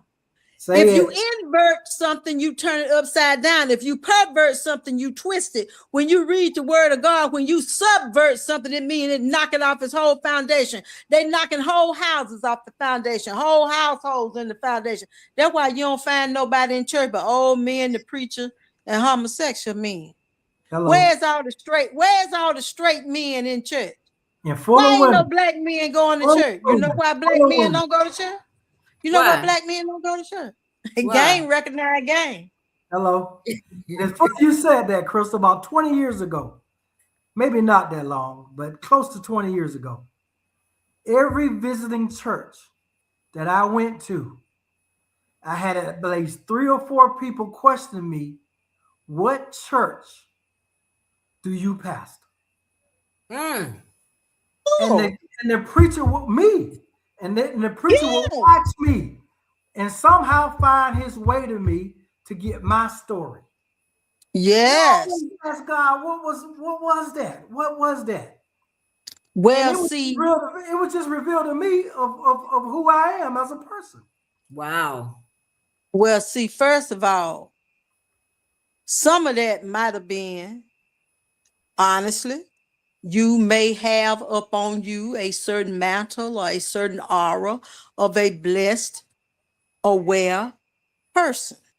Yes. The other part of it could be that some of these preachers run their church just like a pimp run his stable. He got a bottom bitch and he got some more hoes in there, and he ain't want you kicking in his stall. Say it, man. Okay. Say it. Now, years ago, when I would go to church pretty regularly, because now I'm telling you something, now I ain't got no problem with the church.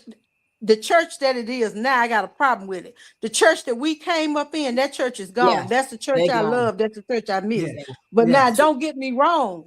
I can participate in the 11 o'clock fashion show. And I'm going to tell you what I have done. Oh, shit. I can participate in the 11 o'clock fashion show. Now, hat, handkerchief, gloves, brooch, all that. I go up in the church one Sunday, man, we just had done a set at the casino. We got through about 12 o'clock. I put some Visine in my eyes, took me some Benadryl, put me some cold stuff under my eyes, and went to bed. I got up and went to church that morning. It was cold. So, you put your suit on, all your pearls, you throw your fur over your shoulder, little fur fox over your shoulder. Yeah. I went up in the church, man, them folk didn't know me from Adam. That woman looked at me and put up her hand, signaled to usher. They took me all the way up to the front of the church. Okay, they didn't know me. And I just went to church that Sunday because I knew the pastor. He was somebody who knew my granddaddy. And I went to the church that Sunday, let him know I wasn't scared to come up in there. Okay. Right. I get through set. Okay.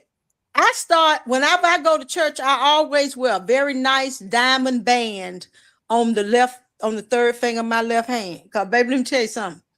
Don't you be a decent looking woman and go up in a church dressed too sharp. If you single and they think you ain't got no man, baby, you're not finna be treated well. And it is all because we have blindly misplaced our faith in a man and a building. The Bible says that he does not dwell in buildings that were built by the hands of man. Oh, yes. That's right. So all this stuff that you being told. Now, I'm not going to say that our ancestors had it wrong, because I'm going to tell you something.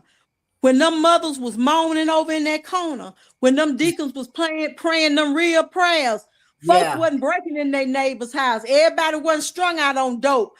Right. Welfare wasn't coming in and getting our children. Yeah. Right. We have abandoned the way of the ancestors. The Bible tell you, if you don't walk in the way of your fathers, you're going to have problems. So what you got now is a watered down religion, a useless education. That's why you got Negroes. You got all these Negroes with more degrees than a thermometer. And we still collectively jacked up as a people. Yep.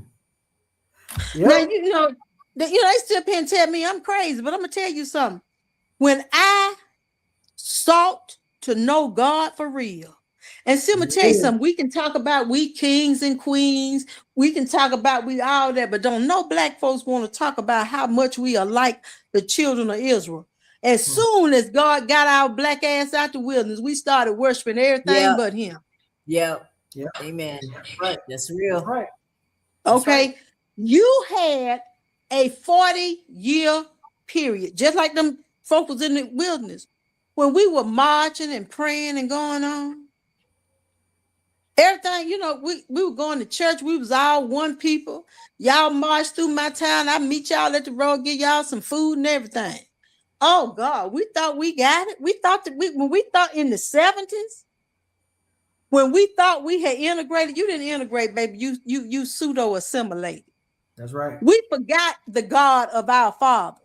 Right. And we as a black people got the problem we got, because see, the academics and the think tanks and all them committees, they ain't gonna tell y'all that. Because that grant that they got from the white folk, they can't tell you the truth. That's right.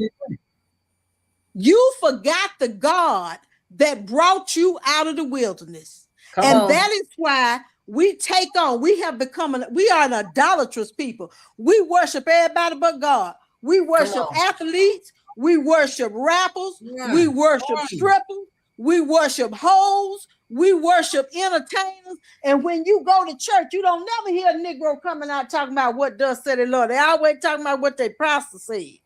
Mm-hmm. If my people that are called by my name, all the problems we got as a black people are because we have turned our back away from God. Now, this ain't popular what I'm saying. But It's if true. you want to know, go back, because see, it ain't nobody that can tell you. I know what it is to have something between me and God. I know what it's like to be lost. I know what it's like. So all this stuff about education, I don't understand. I don't understand how you can have faith in such a powerful God and be such a punk ass, passive ass people. Me either. I'm free. Yep. And a lot about you think that because you can vote, you free. No, as long as your mind is changed. When they say free your mind, your ass gonna follow. If you lock your mind up, your ass gonna follow. That's why right. we think we got to have a leader to speak for us. Mm-hmm. You know what you need to do? Turn your eyes and your heart toward God. Get up off your ass. Quit wasting the money that God gave you. See, they don't never preach to you about that Bible to tell you to be a good steward over what you have. Come The on. resources. That's right. Okay. Before Dave Ramsey, you had Jesus and God. If you read the Bible, do you know the Bible tell you what to do with your money? Mm-hmm. How you gonna be talking about your father got a cattle on 1,000 hills and you always going around here begging for a hamburger? Everything we do as a people is ass backwards. White people is not your God. White people is not your problem. You give white people too much damn power. Ain't no white man got the power to shut down everything I got going on. That's He right. can't shut down everything now. Mm-hmm. So a lot of this is that we don't want to be responsible for ourselves. We don't want to be responsible. You sure they need to send somebody down here to pick up this paper. Y'all Negro throw the paper down. Y'all tore the fence down at the park. Y'all niggas spray graffiti on the wall. So why the white folk got to send somebody down there to pick up your yard on your street where you live? We don't give a damn about each other. We hate each other. Nobody hates a successful black person more than another black person. And nobody looks down on a struggling black person more than another black person. Facts. Facts. Bunch of You individuals. might not believe it. White people, they call some of their people poor white trash. But you know what'll happen?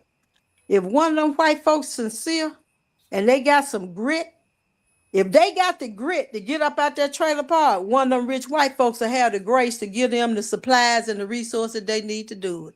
Not us. We some gatekeeping suckers. You hear me? We find out where some is. Shh, don't tell nobody. Because we want to be the king. You talk about being kings and queens. When y'all go talking that shit about we kings and queens, tell about how you think we got over here. Be responsible. Black folks sold us into slavery. How the hell I'm gonna come in your house and know exactly where to find your jewelry at? Unless somebody told me. So how you gonna get some white folk come out of Europe, gonna go all through the jungles of Africa and go in there and get us and bring us over here with no help whatsoever? And just like we sold us then, some of us are selling them now. And they selling you and putting your ass on the auction block every day, from the pulpit, from the city council, from the mayor's office.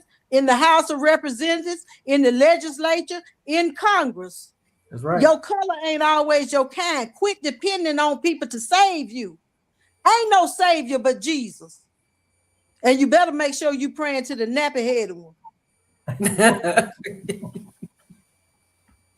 Okay? Because I'm trying to figure out, how you had a white baby in Egypt. Egypt is in Africa. Yeah. Right.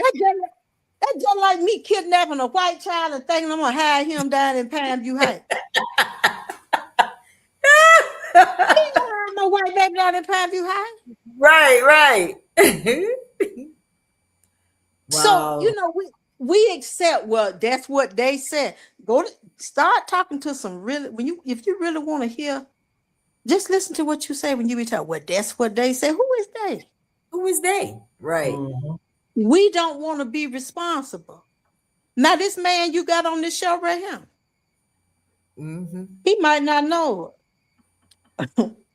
But Mark Marshall is one of the reasons why one day when they got talking crazy to me on my job, I got my pocketbook in my ass and left. Because my father had told me you can have a 401k and an IRA, but you better have a KMA. And every now and then, Mark Marshall would drop little jewels on his page. And I'm nosy. I go look. So you can have not only a 401k, do you know you can have a something like a 401 Roth on your job? Yeah. Mhm. And you start hiding some money from yourself, and instead of buying a regular ass Mercedes Come and on. one of them $1,500 pocketbooks, Come Yes, on. sir. they got these things called annuities. And why them preachers and them insurance people telling you to buy $100 a month and put it in a whole life policy? Do you know that you got an annuity? An annuity is better than insurance because annuity will pay you while you live and then pay your people while you die. That's right. Okay, so that's why people tell me, well, if you ain't married, that man can't do nothing for you. That's a lie. If you married, you got to wait till your husband die before you get that insurance policy. Now, if you got a man that love you enough to put $250,000 on an annuity, and you let it sit there and marinate for a minute, you can buy all the ugly pocketbooks and shit you want, or you can pull the interest off that annuity every year, and it'll pay you for the rest of your life. We'll keep it You go moving, down baby. there, you can ask them people, hey, how much money can I get a month? Look, if I want to pull $1,500 a month off of this, how long it'll last me? Forever. You'll never run out. And you and your boyfriend can break up and it's still in your name. We perish for the lack of knowledge. All this stuff we talking about Black history. You can talk about how pitiful them Black folk was in the old days. Stop lying. Them Black people wasn't pitiful. Them Black people started colleges, universities, churches, banks, all that. They had whole neighborhoods, whole towns. Now, you always had that one Negro that would go in there and sell them out. Sell them out. Mhm. Always found one. They always found one. And these people didn't have all these degrees and things. That's right. Mary Bethune-Cookman College, all these they were started by people who wanted to have the first Black churches. Schools were started in the church. Mhm. Right. Right. That's right. Now we going around here bragging about how many degrees we got, and we ain't got nothing but an overpriced ass house with 10 feet or 20 feet between somebody else's house, a regular ass car, and a big student loan, and we ain't doing nothing. And a church building fund. And a A church church building. building fund, and we going around here making noises and throwing up signs and wearing certain colors and tell people, and all fraternities and sororities are not created equal. Because I'm gonna tell you something. I don't care who get mad about it. Maybe I just don't know. But I will say this, and they will know who they are. Nobody will give you a reference, a job, an internship, or help you get your career or your life going like the Sons of Blood and Thunder, baby. I tell anybody that. Believe that. Anybody that. Do you hear me? Uplift. Believe that. All the time. Friendship baby, is essential to the soul. Yes, it is. You can send your child to Mark Marshall, and he can say, I want to owe my basket be weaving company. And by 3 degrees of separation in 24 hours, he might not take him to the person that can get him the basket weaving company. But I bet you they know somebody that knows something about the supply chain. I bet you they know somebody about the financing. I bet they know somebody that knows something about the logistics. And in 6 months, if your son's serious, they got somebody that can do everything and help him get the business plan and will point him in the right direction. That's right. That's right. Now, I have some friends who are Kappas or Noops. These organizations ain't just for you to join and step. That's right. We don't need no more churches. We don't need no more churches. Black history ain't our problem. We don't even know our history. We don't want to know our history. We talk about them same people. They tell you about George Washington Carver. They tell you about Martin Luther King. They tell you about Frederick Douglass. They tell you about them for a reason. Yeah. They won't tell you about Shirley Chisholm. They won't tell you about Barbara Jordan. Right. They will not tell you who the first Black president of the United States really was. And it wasn't Barack Obama. They will not definitely tell you that when Black people were most progressive, they did not identify as Democrats. They were Republican.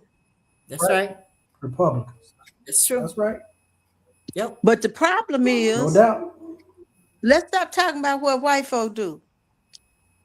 You start having a symposium, Mark Marshall could come right there to Monroe, but I'm talking about Monroe because that's where I come from. You can tell Mark can come down there and put up where he can put it in plain language, get sponsorship by a credit union, and give y'all Negro $25 a piece, and it take $25. All you gotta do is take $25 to go down there and open your account to credit union. He can come down there every month and do like a revival and do a whole financial literacy class. Stop paying these folks to fix your credit. Hell, I can fix your credit for free. I can show you how to do it. Okay? Ain't nobody, put them signs up, put it on the internet, see how many people come. Now put a basketball tournament with a fish fry and a spade tournament. That's right. And a line dance. All we need to do is come together. That's right. All we need to do is come together. That's it. That's it. And here's the thing: you got Black preachers that's got an audience. There, and Marsh ain't hard to find. You got people like Mark Marshall. You got Christopher Hollinger. Do anybody know Christopher Hollinger? Yes, he was in my class. Okay, Christopher Hollinger was a VP, a vice president of Bank of America. I ain't talking about at the branch where you go in and cash your check. I'm talking about on Wall Street in New York. That's right. Okay. People like Mark and Chris, you don't have your own classmates, people you come up in the dirt with is pastors of churches right now. Not one of them has had the humility to reach out and say, I am leading a people and I know that my people don't know what they need to know. Will you come and help me devise a plan by which we can educate? Do you know that people will come back? Don't say that people won't come back to Monroe, because we will. That's right. Mark, how many pastors have reached out to you and asked you to come back and talk to the young men in the community, talk to the young men in the church about ways to get out of Monroe legitimately without selling dope, without doing something crazy?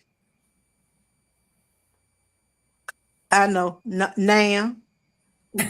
So I don't want to hear no more about white folk.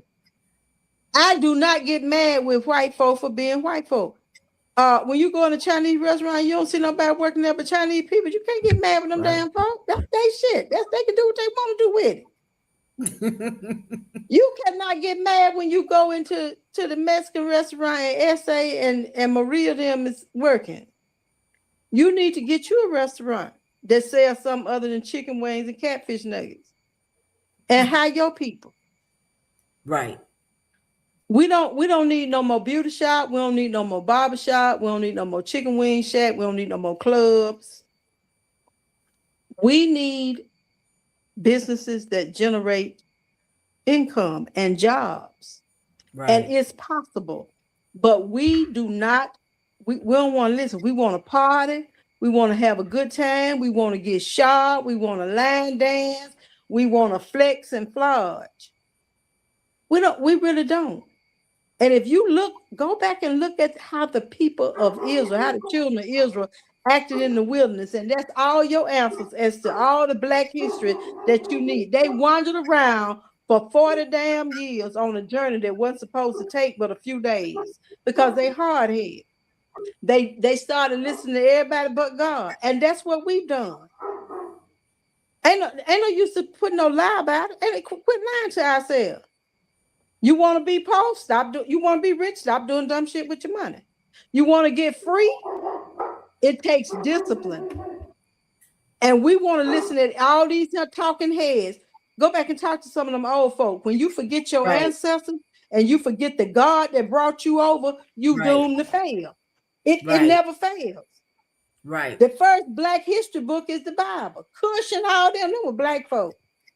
Yeah. The cradle of civilization is in Africa. But we don't want to hear that. We want to call ourselves kings and queens. Mm-hmm. All we got is kings and queens and rappers and party girls. Bad bitches. Krista, I want you to comment on the show tonight. Tonight we were talking about cancel culture. What do you think about that? Cancel culture. That's where it comes from. People don't want to hear the truth. That's all cancel culture is. We do not want to hear the truth. We need to quit sugarcoating and watering down and cancel culture. I'm addressing your show. If you don't know the truth and you don't want to hear the truth, you cancel anything that makes you think about the truth. You think Don Lemon would have went to jail if he had went up that line? If Don Lemon had been walking down the street, Trump is the best president ever. Listen to Trump. He is. They wouldn't. True. No, Don Lemon went up there telling the truth. Cancel culture is why we are where we are now. You can't say nothing to nobody about nothing. Everybody want to lie. Don't want to hear the truth. So cancel culture is believing all the lies. So how do you feel about Nicki Minaj and what she's got going on? Nicki Minaj is making her paper. And let me tell you how I feel about Nicki Minaj. But Nicki Minaj is smart because Nicki Minaj is smart enough and she's shrewd. She's shrewd. Nicki Minaj is smart enough to poison your daughters as a part of a culture that wants to make all your sons convicts and all your daughters whores. Nicki Minaj, all of them, they do that so your kids will get caught up in it. But at night, they reading their children snuggling. They watching Sesame Street and having milk and cookies with their children. They sending their children to private. She out here shaking her ass, talking that shit so she can send her kids to the best institutions and schools in America. Her children have UGMA accounts. She got a business somewhere. All her children are employed. Her children already have custodial IRAs. They already have trust funds. That's AI classes, code classes, all that stuff. All that. Them children walking around, your children walking around bobbing their head talking about WAP. Her children sitting up there riding in the back of the car and they listening to babble and something they learning a foreign language on their way to the damn right. Speaking 4 different languages. Exactly. So you're saying she's presenting herself that way to get paid. So you're okay with her snuggling up to Trump and doing all this stuff. You're good with that. Let me tell you something. Me and you both know personally a lot of people who done a hell of a lot worse for a hell of a lot less. True. So what's the difference between her snuggling up to Trump and your pastor turning your church into a 501c3 organization? Say it. You don't say that way. So you don't want to have this conversation with me for real. Oh, I've been talking about cancel culture all night. Anytime nobody don't want to hear the truth, that become cancel culture. Nicki Minaj, your pastor, all of them. Read the book, the Bible. They the whores of Babylon. Really, Crystal? Really? I got a lot of things to do tonight, but lying to you ain't one of them. I'm too old. I'm too old to play and sugarcoat stuff. I'm too old, Right. baby. I ain't scared of nobody but God and my mama. Okay. Cancel culture. Everything you talking about tonight can be summed up in one sentence. What's that? Cancel culture is when people do not want to hear the truth. If we were in class today, if we was teaching school, today is February the 4th. It is cool and sunny outside. Our vocabulary word for today class is cognitive dissonance. Yes. Yep. That's our problem. Cancel culture. See all that truth. Something you said my Christendom went off the subject. I'm telling you about true things. Cancel culture is about suppressing the truth until it, is no longer. If you tell a lie, Karl Marx.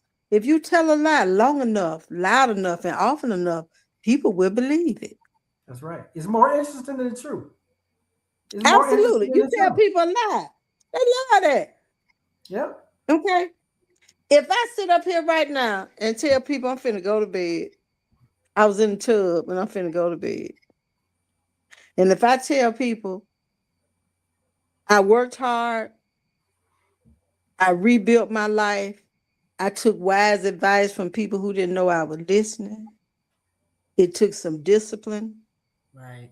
It took not being like. Now, one thing I like about Dave Ramsey said, if you live like nobody else, you can live like nobody else. He wasn't lying. Okay. If I tell you that, people don't want to hear that. People don't want to hear about me working holidays and living off of my job and then investing money off my side hustle. They don't want to hear that. People want to hear about they like to hear that shit I be talking about. I got a light-skinned boyfriend and a dark-skinned boyfriend. They love that on Facebook when I talk about that. And look who here over in the bed with me. Nobody. Y'all see that? They go to the other side of my bed. Okay? Tell people a lie. But now if I get on here, as many followers as I have, you know what? If I was talking some crazy shit, if I was telling Black women to be bitter, if I was telling Black women to believe all Black men ain't shit, if I was pushing that narrative, I would have a TV show. Y'all would be listening to Auntie Red every day. If I was in the kitchen talking about, honey, you need to warm up some of these Hot Pockets and make you a margarita and get them kids a snack, and this is going to be your Sunday dinner recipe, and I was spitting venom, I'd be on a syndicated TV show. But if I tell you the truth, that you can take a roll of quarters every week and put them in a milk jug, and when you get $1,000, take the damn $1,000 and open your IRA and hide you about $200 or $300. Stop smoking cigarettes. Stop buying them pocketbooks. I was fine for a minute when I was young in my 20s. I ain't never walked by no man and they said nothing about, man, did you see that pocketbook on her? Say it. I ain't never had that. I ain't never had no man ask me for no hair. I had some men ask me for some hell of a thing, but never no hair. Anytime that you are talking and telling the truth, you are subjecting yourself to cancel culture.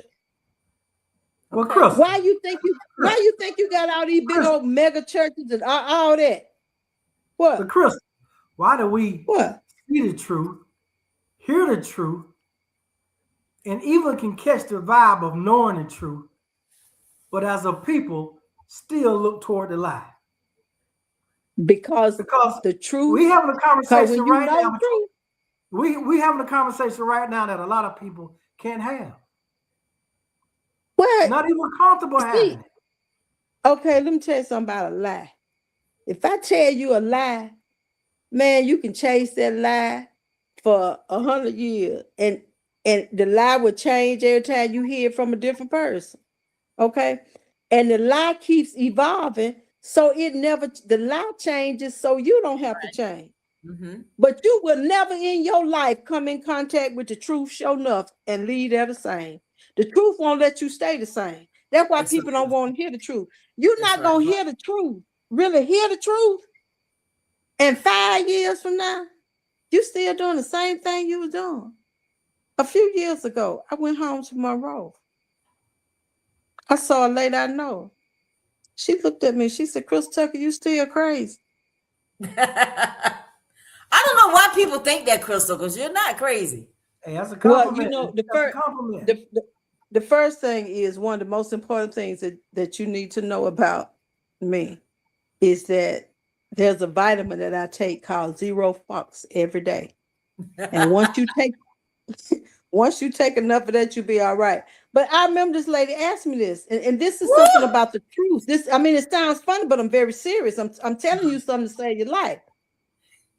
She said, Christoph, you still crazy. I looked at this person. I'm gonna call her Jane Doe. I said, Jane Doe, when I left him 20 some years ago, this him been 10 years ago when this happened, 10, 12 years ago.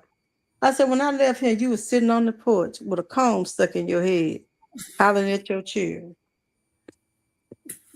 I said, here it is now, 20 some damn years later. And here you are, sitting on another porch with a comb stuck in your head, hollering at your grandchildren. And you gonna ask me, is I'm crazy? And insanity is doing the same thing over and over again, expecting different, and you gonna ask me, am I crazy? That person has never truly heard the truth. Doesn't make her a bad person, but you will never hear the truth and stay the same. That's right. That is absolutely true. Yeah. The purpose of cancel culture is to make sure that people never hear the truth, that they never get it down in them enough to change. Mark is a young black man come from Monroe. You ain't gonna hear the truth and still be down there on the corner, up under the tree, drinking a beer and passing and bumming and asking somebody for a Newport cigarette every day. You're not gonna do that. Yeah. That's facts. People need to hear the truth. Now, it has to be delivered a certain way to certain people. But everything that I have been telling you about is cancel culture. Hell, that's what happened to Nat Turner. That's cancel culture. Cancel culture is not new. Christ was crucified by cancel culture. Right. Okay. So let's stop acting like it's something new. Ain't none of this stuff new. Right. Everything I've been telling you since I've been on here is about cancel culture, the truth. Right. If you keep the people from hearing the truth, they stay the same. That's why come you can stand up in school and put your hand over your heart and pledge your allegiance to a piece of fabric that is mass produced in a factory. Why did we do that? We didn't know any better than Crystal. I mean, I did. That's how come I went to the office. What happened? What do you mean? I wouldn't say a pledge of allegiance. And why? Okay, I don't believe in God. I believe God. And without all the fancy Shakespearean terms, when it said "thou shalt not," that means, hey, you don't do this. That what all that deeds. Thou shalt not mean, hey, don't do this. Thou shalt have no other God before me. You should not. You aren't supposed to make no idol out of nothing of the heaven, under heaven, earth, grave, and empty. So how you gonna hear that on Sunday? And then Monday you stand there, I pledge allegiance to the flag of the United States of America and to the republic for which it stands. And then here come the lie. One nation. Yeah. One nation. And you can go down there in the courthouse and still see where they used to have the white water fountain and the colored water fountain. And in my lifetime, I remember when you go to the doctor's office down there, Dr. Smith office, the white folks sat on one side and the black folks sat on the other. There you go. Right. One nation under God, indivisible, with liberty and justice for who? So now that was it. So I could say the pledge like I wanted. I'm gonna stand up here and I'm gonna with y'all while y'all pledge allegiance to the flag and the republic for which it stands, a divided nation that don't follow God, with liberty and justice for some. Now, either I say that or I sit my ass in this desk and don't say nothing. Okay? And because Mr. James McMillan knew my granddaddy and my mama, they didn't put me out of school. Okay, that's why I went to the office. When we had American history, I would go to class 30 minutes. I look at my watch when 30 minutes half class period, I get up and walk out, or I would show up 30 minutes late. Coach White sent me to the office.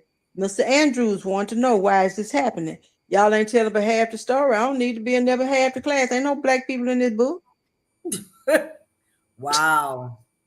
That's cancel culture. This is Wow. nothing new.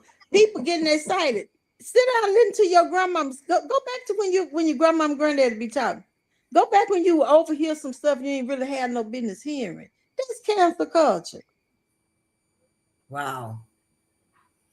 This is not nothing new. Lynchings were cancel culture. Oh yeah. Real talk. You got a black person, got a business.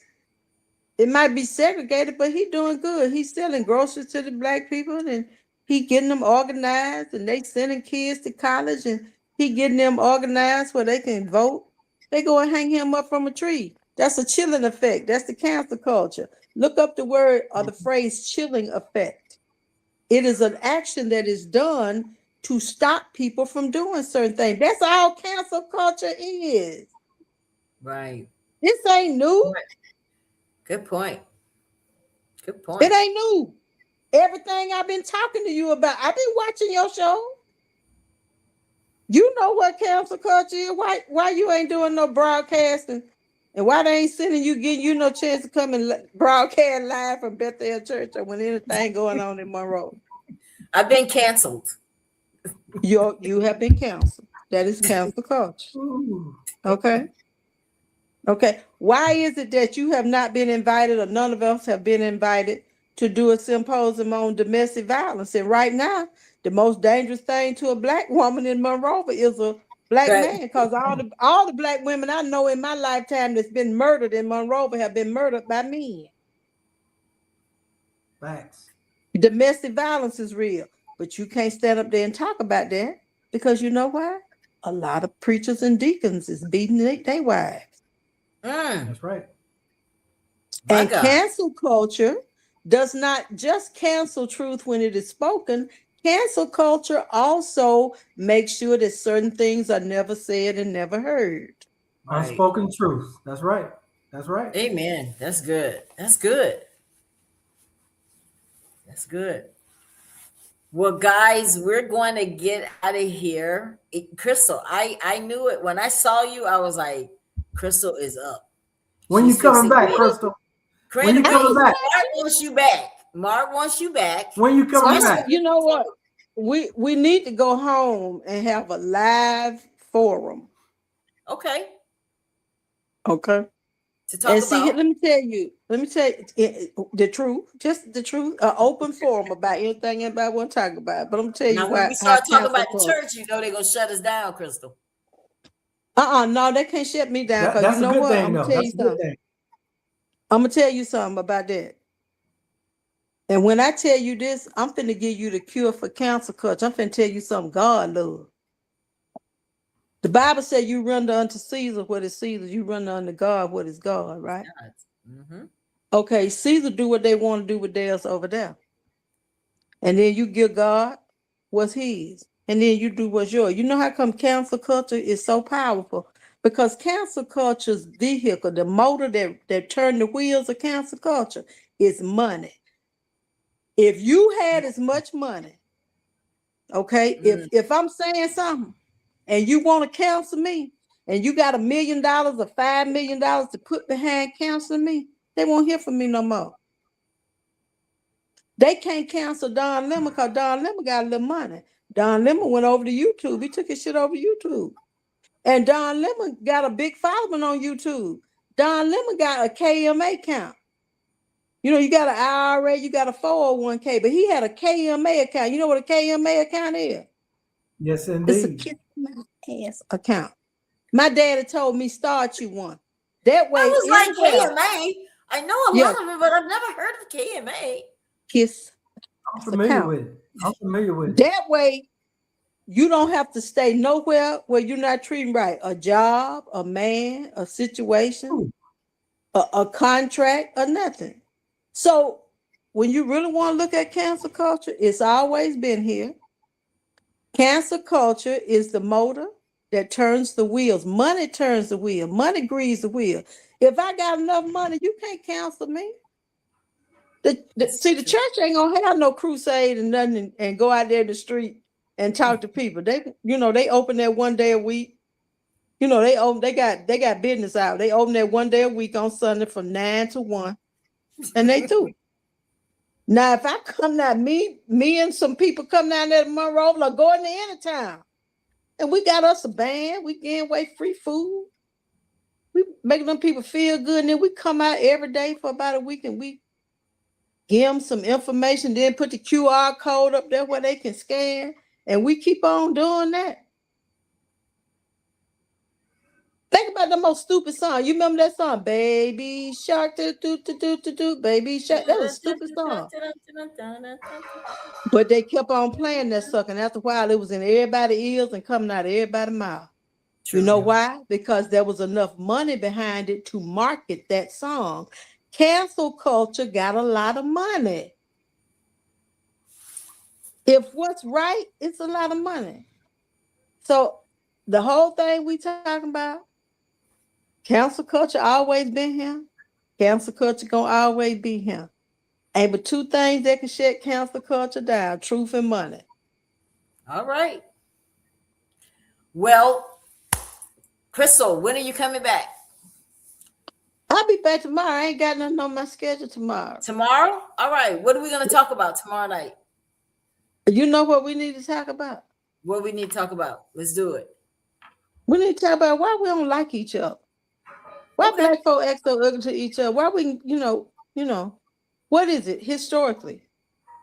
Why is it that we don't trust each other? And then when we do trust one another, why is it that we feel like that if I have a service, why is it that when I go render that service to someone who doesn't look like me, I give them top-notch service, and when I come to you, I want to play with you and your money? Why we do that? Mm-hmm. Very good question. Let's talk about what I call intra-racism. Oh, interesting. That's a nice spin. I like it. Let's talk about that. Let's talk about why it is so hard. What is it in our history that makes us so divisive to this day? Okay. I like it. I know you can't come back to Mark tomorrow because you have something else going on. You can always come in when you're done, though. Yeah, like I say, it probably won't be until probably close to 9 or so, but that's fine. That means we will only have been on like 30 minutes, so you'll come in right in time. I think it's a great conversation. Let's see who else we can get, Crystal, to come. So you guys heard it. Tomorrow night, we're going to be talking about why is it that we hate each other so much? That's a good topic. That's it. That's tomorrow night, right here on the Ella Johnson Show. I appreciate Mark, you. The more I look at you, I see why them preachers was trying to come and, trying to see what was up with you. Why? Whatever. Because, Mark has grown. We've all grown older, and Mark has got this distinguished look. Now, if Mark didn't fear God and I didn't fear God, me and Mark could set up us a tent and have us a tent revival. I put a choir together and everything. We could have it going on. But, I don't play with God like that. Yeah, I remember the tent revivals. Maybe we need to go to Monroe and do a tent revival down at the park. Why not, Crystal? Well, who you gonna get to preach? Who you gonna get to preach? There are a lot of preachers in Monroe. There are, but you know what? I'm gonna tell you one of the most overlooked preachers in Monroe. Who? And that preacher got a story to tell. And I am very proud of him. Nico Tate. Nico Tate is the one preacher that can go out there in them streets and tell them boys the truth. Because he been there, he lived it, he navigated it, and he overcame it. Wow. Now, anybody been in the military know, if you're going to send somebody in the enemy territory to get the captives free, you got to send somebody back in to know the territory. That's true. You can't send nobody back in there with no suit, no necktie on and think they better than somebody else. They're gonna stick out like a sore thumb, and they're not gonna receive them. Facts. Yep, Right. ineffective. Facts. Gotta know the But terrain, we got a baby. lot of work to do. I'll reach out to him and see if he wants to join us. But I think we should talk about that, because I think in talking about Black history, we gotta really like we did start it off by saying this is not just about what they've done. This is about a time for us to examine ourselves. What is it that we're doing? What is it that we're missing? Hey, Why Ella. why isn't the church full anymore? What Ella, happened? Yeah. Well, Ella, you might want to consider what Crystal said earlier about getting together a live forum in Monroeville. I mean, to put it out in enough time in advance to get a decent crowd to show up to do something live. You might be setting a precedence that could keep some things moving and do something a Right. little different And in our hometown. hey, To be honest, Amen. Amen.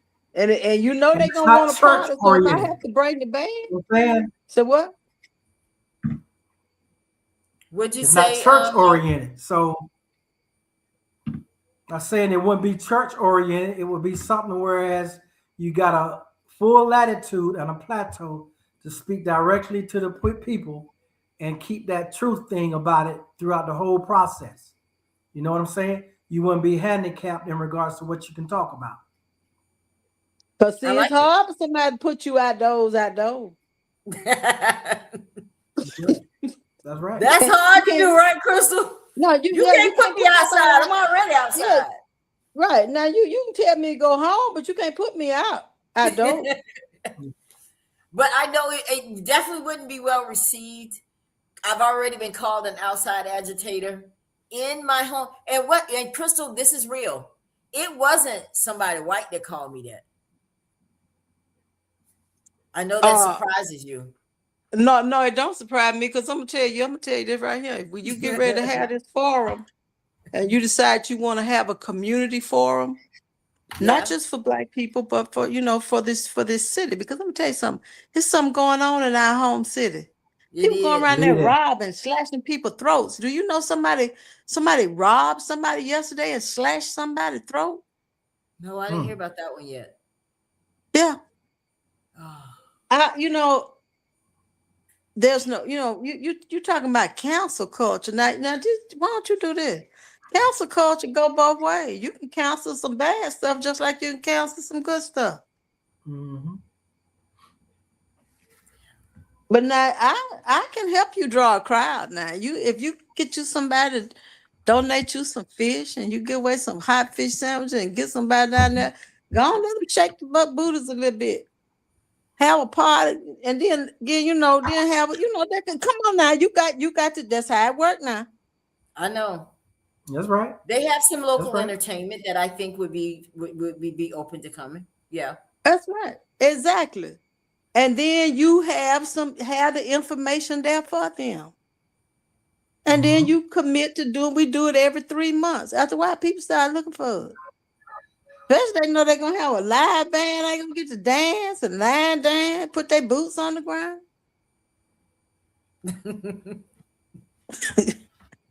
I mean, whatever it takes to reach people, I'm for it. And if that's what we got to do and give out some fish sandwiches, I'm for it. Let's do it. Well, I tell you what, Jesus used fish and bread. He sure did, and bread. Now they may not have had no hot sauce, but hey, it's all he good. used fish and bread.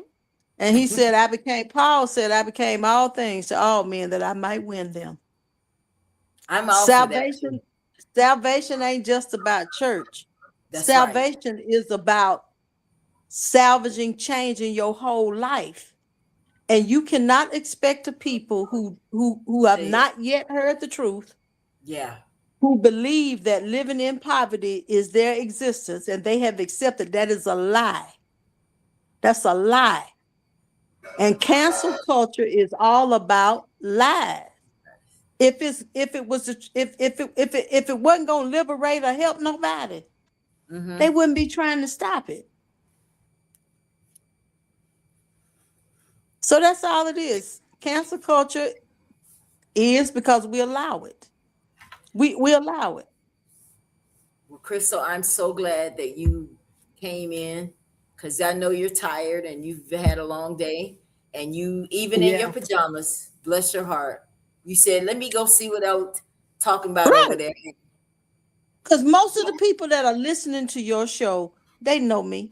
I mean, I ain't gonna come on here indecent, but I don't have time to be putting all these ads. I ain't got time to do that. We are like going to a house on fire right now. Anytime, no time to be cute, no time to be burning. The house That's is right. burning.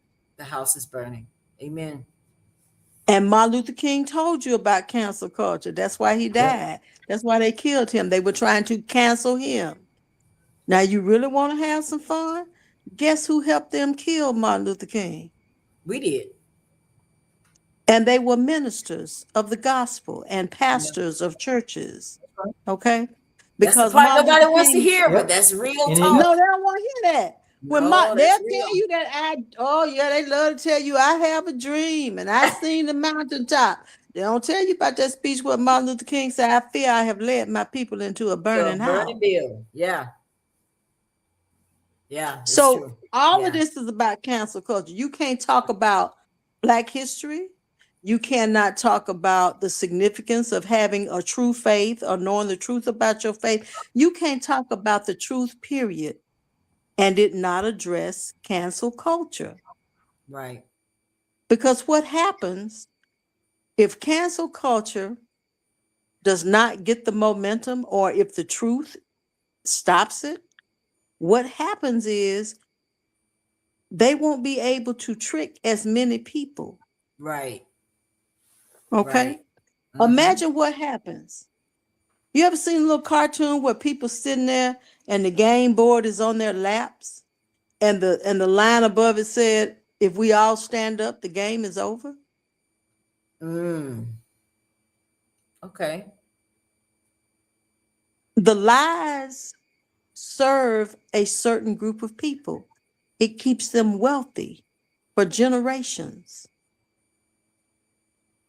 If your child believes that the only thing that they can do is grow up, get a job in a factory, buy Yeah. a house and buy a car, and Yeah. work until they're 70 years old, they win.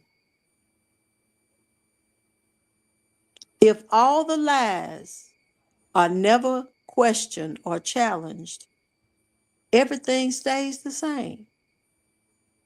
Cancel culture has been talked about for thousands of years.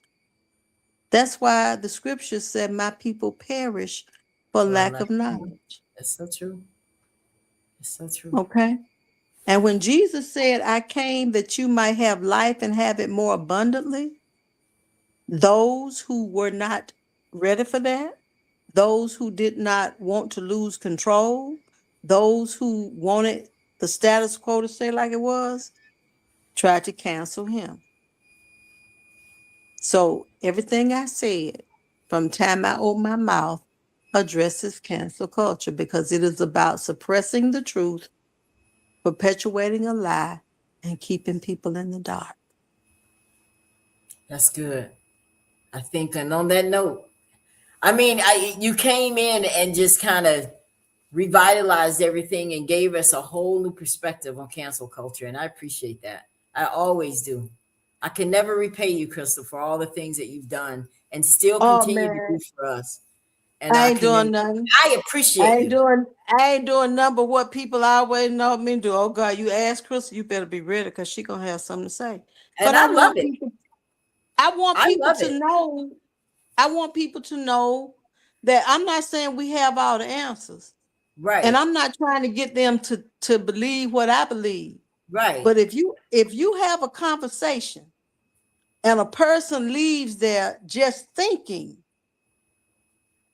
I can't make you do nothing. But if I could ever get you to thinking, baby, that's it. That's it. That's it. If Well, I Mark, get you to thinking, we're gonna get out of here. Do you have any final words? You wanted her, and she was here. What words do you want to have No, before we get appreciate. out of here, my friend? No, I appreciate the invitation. Great conversation, and looking forward to the next one. All right. Mark, what area of the country are you in? He's right here. He's in Uh, Florida. Jacksonville, Uh, like 2 hours from here. you know, So when you come this to is a new Orlando, this is a new platform for me.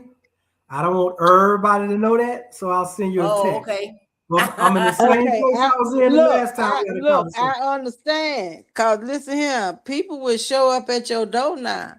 Believe that. I'm ready for it though. I'm ready for it. Yes.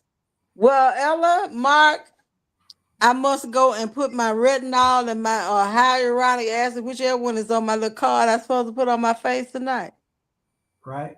Okay. All right. Cause look, here's another lie I want y'all to know. They said black don't crack. It might not crack, but it'll damn sure sag. So y'all have a good night. All right, guys. Thank you all so much for tuning into the Ella Johnson Show. I know we went a little long tonight, but it was worth it. So come back tomorrow night, 8:30 p.m. Eastern, and Crystal is gonna be here. We're gonna talk about why can't we get along? Why is it that we're our own worst enemy? Why can't we support each other? That's all coming up tomorrow night, right here on the Ella Johnson Show, 8:30 p.m. Eastern. I'll see you tomorrow night. Good night. Good night. Peace. Thank you so much for tuning in to the Ella Johnson Show. We'll see you next time. We are supporters of the Ella Johnson Show. We live in South Korea. We have been watching Ella Johnson Show for like a year now. And we love her show. Her show is very inspirational, motivational, and educational.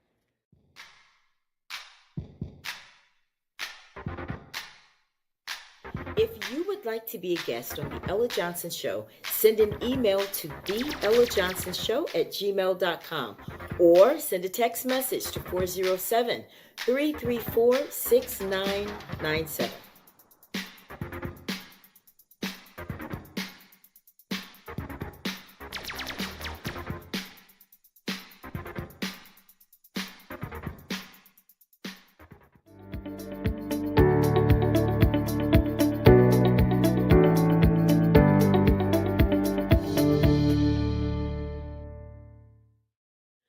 We love Ella Johnson Show.